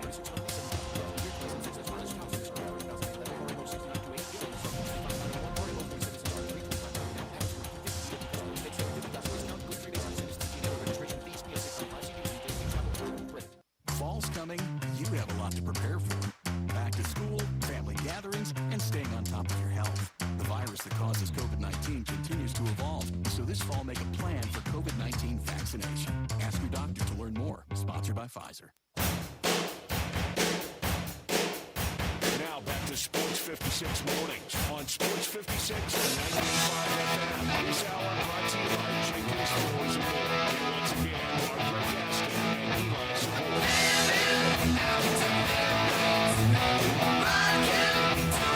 Welcome back, everyone. 9:29 the time. Got 10 in a row coming up in just a second. Kansas City Chiefs, according to reports, are going to make Creed Humphrey the NFL's highest paid center. 4 years, $72 million. Good money. That is very good money. He's very good at what he does. Also yesterday, the Eagles acquired Jahan Dotson. I think he's a very good receiver. So he joins that already impressive receiving core. More weapons for Jalen Hurts. Yeah, they're looking for a third receiver with A.J. Brown and Devontae Smith. Certainly was a great college player. Hasn't been great in the NFL, but certainly talent. So he was a first-round pick, I believe. Dotson? Yeah. Was he a first-round pick? Wow. Yeah, first round. What's that? Good memory. I think in the teens. Yeah, like in that. the teens. We'll have our NFL predictions coming up, not next Wednesday, the Wednesday after. Next Wednesday, it's all about the SEC. We got 16 teams now, of course, and we'll go over all of them. We'll spend a lot of time on Wednesday of next week giving you our thoughts on the SEC season, and it could be just another banner year with the 12-team playoff. How many SEC schools will get in? Also next week, game week for the University of Memphis. Our segment with Ryan Silverfield returns on Thursday at 8:05. We'll have the coach on each and every week. When the Tigers play on Saturday, when they play on Friday, it kind of messes up the schedule if they play like during the week. But for the most part, Coach will be with us on Thursday at 8:05. We'll also have the Tiger Football Report back for another season. All the regulars, Jerry Palm started this week. Barrett Salee started last week. We'll have Connor O'Gara and Blake Topmeyer splitting weeks on Tuesdays, talking college football. We'll have our Pick Six back on Thursdays. And hopefully the Langer will be back again, Brandon Lang, to handicap games on Friday. So very excited about another college football season. It's not the best time of the year, August. It's certainly one of the better times of the year. I'm talking about sports-wise. Now, when we hit October, to me, there is nothing like October. Nothing like it. You have football in full swing, college football, NFL. The NBA is about ready to start. Camps open up for college basketball with the season right around the corner. You have the Major League Baseball playoffs and the World Series. If you're into NASCAR, you have the NASCAR playoffs going on. You even have USL playoffs that are still ongoing at that time. Lots of things happening in the great month of October, along with Eli and yours truly's birthday. So it is the best month of the calendar year. Not debatable. Right? Sure. Time for 10 in a row. Not 5, not 6, not 7, not 8, not 9, but 10 in a row. It's the game show that has swept the nation. It is 10 in a row. If you'd like to participate, jump on the Sissy's Log Cabin listener lines right now at 901-360-8255. 10 in a row is brought to you by Napa Cafe and the Owner's Box. The Owner's Box is located in Lakeland, in the Lakeland Town Square, the Owner's Box Sports Bar and Grill. This is a real fun place, very friendly and comfortable. Wall-to-wall TVs for all your favorite games, so you can start to watch the college football games this Saturday. All over-the-wall taps for all your favorite beers. They also have non-alcoholic. They have local craft beers. And in front of the wall, they got the full bar for all your other favorite beverages, including a full wine list. You add in an upscale menu, patio seating, daily specials and events. You found what you're looking for all in one place. The best sports bar in the area. It's the Owner's Box Sports Bar and Grill in Lakeland Town Square. Napa Cafe, located at 5101 Sanderland, celebrating their 26th year this year. Glenda Hastings and company over there have been making great food for a long, long time. You can go enjoy some of that great food for a special night out. They've got the 5 different dining rooms, including the private wine cellar. If you've got a real special occasion, that wine cellar is a great way to go celebrate that. Enjoy some of their delicious food, like their pan-roasted, ginger-buttered sea bass, or maybe those short ribs, or anything off that menu, which you can check out, by the way, at NapaCafe.com. You can also go to NapaCafe.com to make reservations. They're open for dinner Wednesday through Saturday, starting at 5 o'clock. Their entire menu also available for curbside pickup if you would like. But just for maybe a drink at the bar and an appetizer, or celebrating a special occasion, Napa Cafe makes a great place to do it. 5101 Sanderland, that's the address. And again, NapaCafe.com. All right, what's the prize package? The winner of 10 in a row will get a $25 gift certificate to the Owner's Box, $50 to Blue City Cafe, golf for 4 at Miramichi, and a couple of Malco movie passes. All right, 360-8255. Don't delay. Don't wait. You might get shut out. If you'd like to participate, 901-360-8255. Here's the question. Top 10 most wins by FBS teams over the last 10 years. So over the last 10 seasons, these programs rank in the top 10 in wins. They're all FBS teams. 11 teams, by the way, qualify because there's a tie. So 11 teams actually comprise this list. But I'm calling it the top 10 most wins by FBS teams over the last 10 years. 360-8255, 360-8255. That is the number for the Sissy's Log Cabin listener line.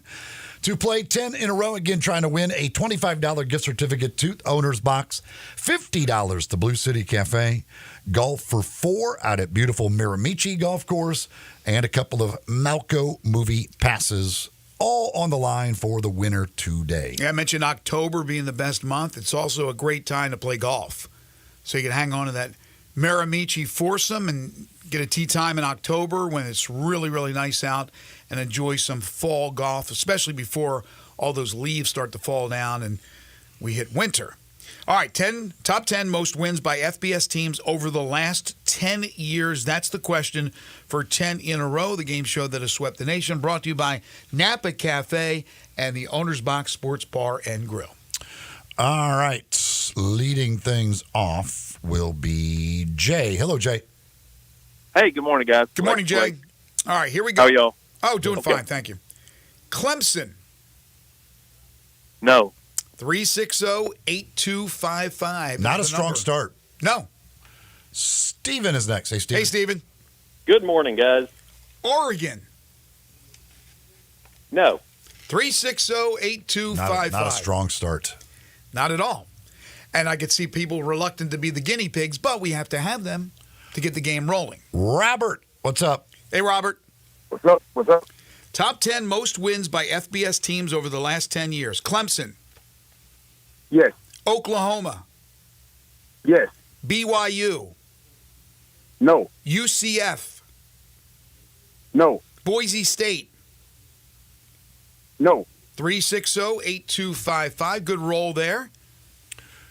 Making progress. Dan is next. Hey, Dan. Hi, Dan. Hey, guys. Oregon. No. 360-8255. We've gone 0 for 2 with the Ducks. Have we forgotten how good Oregon is? Apparently. Mario's next. Hey, Mario. Hey, Mario. Hey, what's going on, Greg and Eli? Not much. Clemson. Yes. Oklahoma. Yes. BYU. No. UCF. No. Boise State. Yes. Wisconsin. No. 360-8255 is the number. Jason is next. Hey, Jason. Hi, Jason. Morning, guys. What's up? Morning. Oregon. Yep. San Diego State. Nah. Alabama. Yep. Penn State. Oh. No. Oklahoma State. No. 360-8255. That's a bit of a surprise. 360-8255. Who's next? Ken is next. Hey, Ken. Hello, Ken. Hey, how you doing? Good, Ken. Hey, good morning, guys. Good morning. Clemson. Yes. Oklahoma. Yes. BYU. Yes. 360-8255. Next. Charlie's next. What's up, Charlie? Hey, Charlie. Not much at school right now. So. Okay, well, let's see if we can get a win. Oregon. Yes. San Diego State. No. Alabama. Yes. Penn State. No. Oklahoma State. Yes. Ohio State. Yes. Utah. Yes. 360-8255. Still looking for that elusive 10 in a row. Tony's up. What's up, Tony? Hey, Tony. Hey. Clemson. Tony? Yes. Okay. Oklahoma. Yes. Yes. Okay. BYU. No. UCF. No. Boise State. Yes. Wisconsin. No. 360-8255. Got to listen intently, especially to the callers right before you. You might get some hints. Bill, what's happening? Hey, Bill. Hi. Oregon. Yes. San Diego State. Yes. 360-8255. Couple of open lines at 360-8255. Carl, what's happening? Hi, Carl. Let's try it. Okay. All right. Clemson. Yes. Oklahoma. Yes. BYU. No. UCF. No. Boise State. Yes. Wisconsin. Yes. Washington. No. TCU. No. LSU. No. Oh, 360-8255 is the number. I thought he had it. George. Hey, George. Hey, let's try. Oregon. Yes. San Diego State. No. Alabama. Yes. Penn State. No. Oklahoma State. Yes. Ohio State. Yes. Utah. No. Notre Dame. Yes. Georgia. Yes. Florida State. Yes. 360-8255. Oh, boy. So close. What is that Eileen? Is this Eileen? Okay. Yes. Hi, yes. Eileen. That's an interesting way to Hi, spell guys. Eileen. Hi, How you Eileen. doing? All right, here we go, Eileen. Clemson, Yes. Oklahoma, Yes. BYU, No. UCF, No. Boise State, Yes. Wisconsin, Yes. Washington, I would say no. TCU, Ooh. No. LSU, Yes. Western Kentucky. No. There's your winner. Eileen, Whoa. congratulations. All right. You are a winner. You got a big prize package coming your way. Hold on, and Zach will tell you how to get it. Oh, thank you, guys. You're welcome. Thank you. I thought for a second you could pull the trigger there. Eileen delayed on the Washington, but I think because you are chivalry, I think. You're very chivalrous. Is that the word? As Actually, Eileen? I'm just impatient. I wanted the game over. it was nothing. I thought you were being nice. I would have let anybody go because I wanted the game over. I thought you were being nice to lovely Eileen, our first female caller today on the 10 in a row. So gave her a little bit of benefit of the doubt. Yeah, we got through all 20 teams that we had on the list. I thought George had it after he nailed Georgia. Florida State, unfortunately, was a no. Again, top 10 most wins by FBS teams over the last 10 years. There's 11 teams that qualify because of a tie. I'll go over just, let's see, how many did I use? 4, 6. I think I used all 11 of them. So Alabama, 126. Clemson, 121. Ohio State's got 116 wins. Georgia's got 109 wins. Who else did I use? Oklahoma's got 103 wins. Boise State's got 94. Notre Dame's got 94. Wisconsin has 92. LSU's got 90. Oregon's got 89. And Oklahoma State's got 89. I believe that's all LSU. Did I say LSU? Yeah, Wisconsin 92. There you go. That's 10 in a row. It is brought to you by the Owner's Box Sports Bar and Grill in Lakeland Town Square and by Napa Cafe. Oklahoma State has how many? Oklahoma State has, let's put it away. Oklahoma State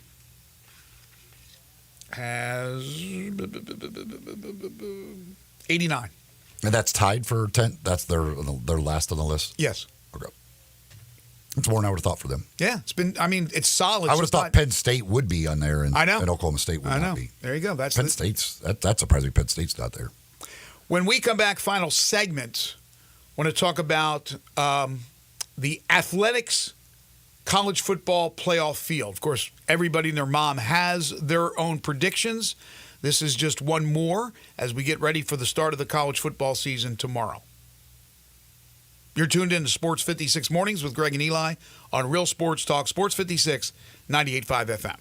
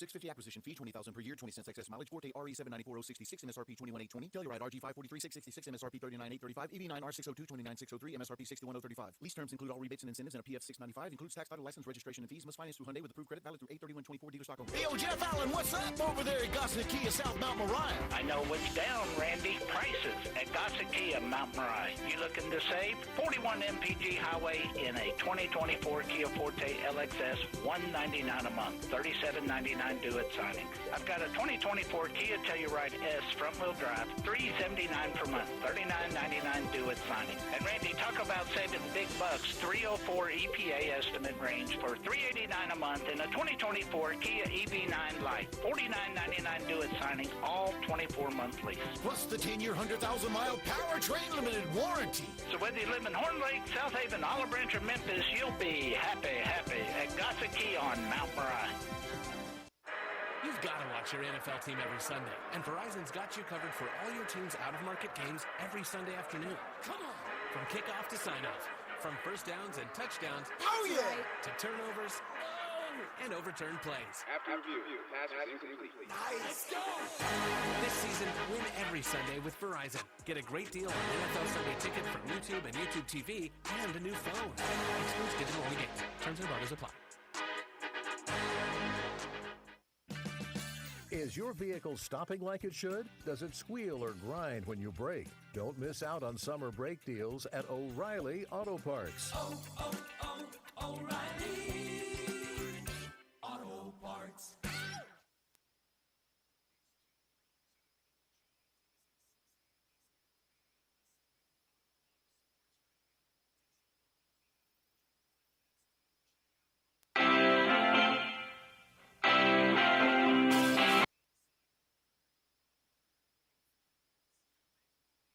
Welcome back, everybody. 9:48 the time, final segment here on Sports 56 Mornings.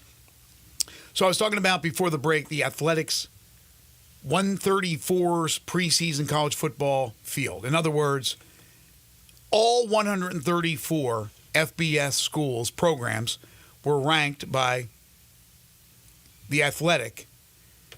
And the playoff teams that they ended up coming up with, a little bit different than the ones we talked about yesterday, which was, who had it, Eli, where it was Memphis in, Ole Miss in, and Tennessee in?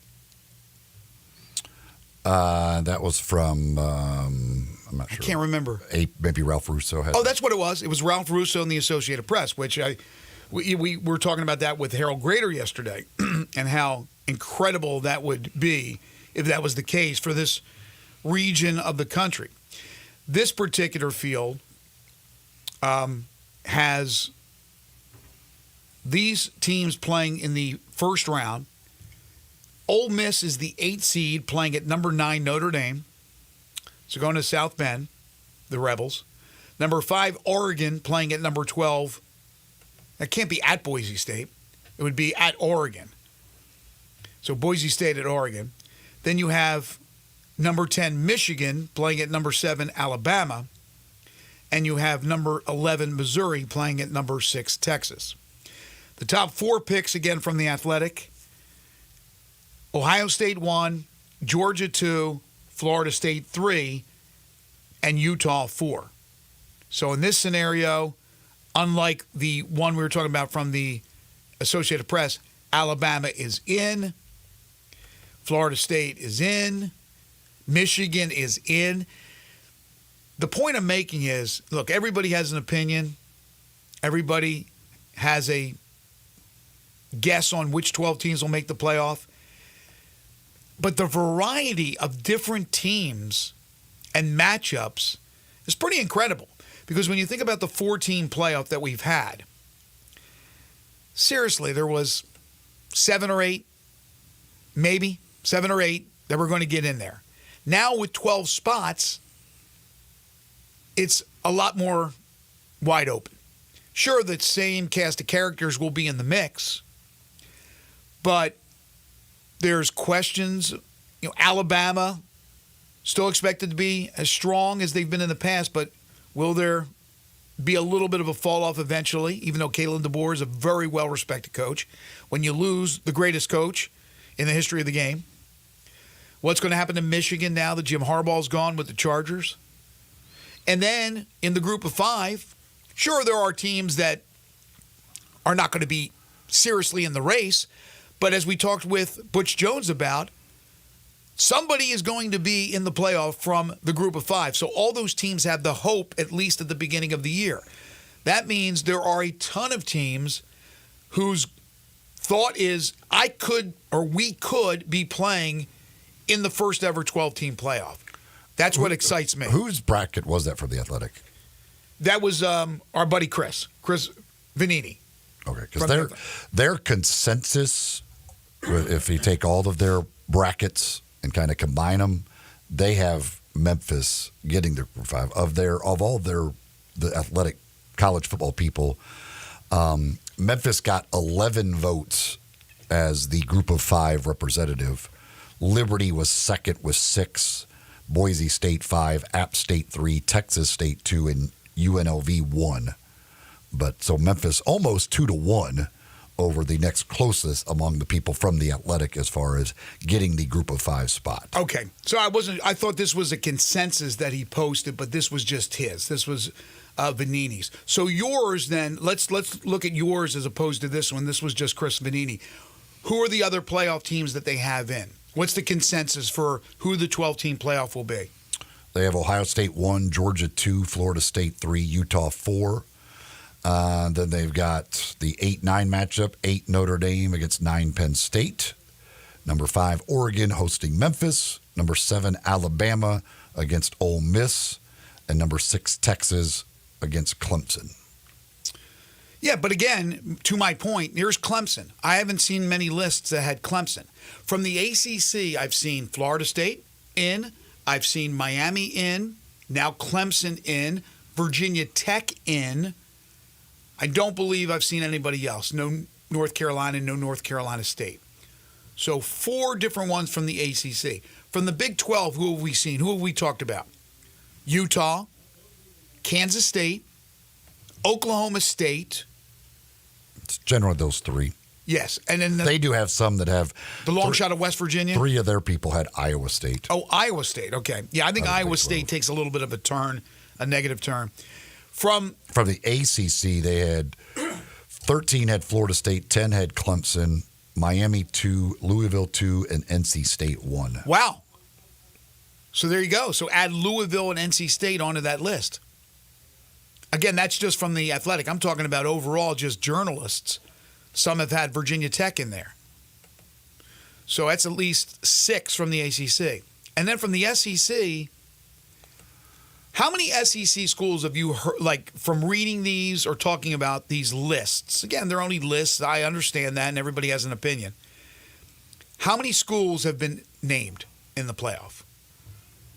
Alabama, Texas, Georgia, Ole Miss, Tennessee, Missouri, LSU, Texas A&M, Oklahoma. Anybody else? That's 9 I've seen on different lists.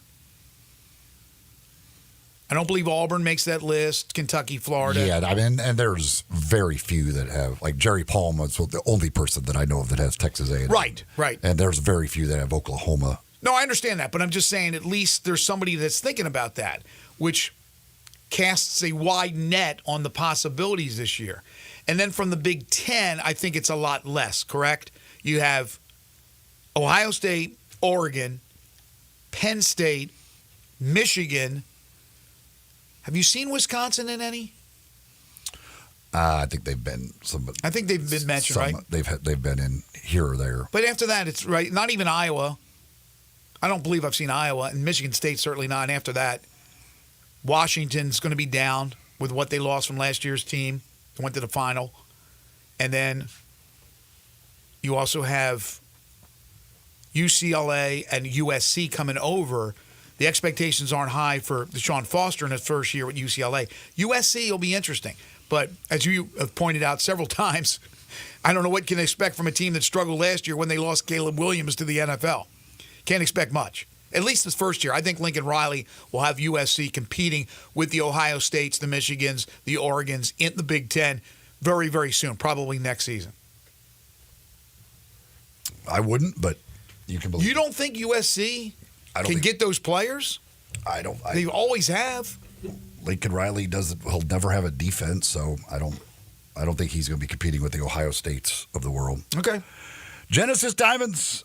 There's no competition when it comes to buying great jewelry when it comes to Genesis Diamonds, too, as far as the selection with all of the top designers out there, the amazing prices that you get, and, of course, the amazing service that you get as well. When you get something from Genesis Diamonds, and you give it to that someone special, they are going to be proud to wear it. If you're thinking of an engagement ring, or maybe you've got an anniversary or a birthday coming up, or anything that's coming up, a special occasion that you want to mark with a great piece of jewelry, go see the folks at Genesis Diamonds. Poplar and Perkins Extended. It's where luxury and value come together every single day. That is Genesis Diamonds. Yeah, we got breaking news, guys. What do we got? Second round of the BMW Championship is underway, and Hideki Matsuyama has withdrawn from the tournament. He withdrew? Yes. With what? I don't know. They haven't said anything yet.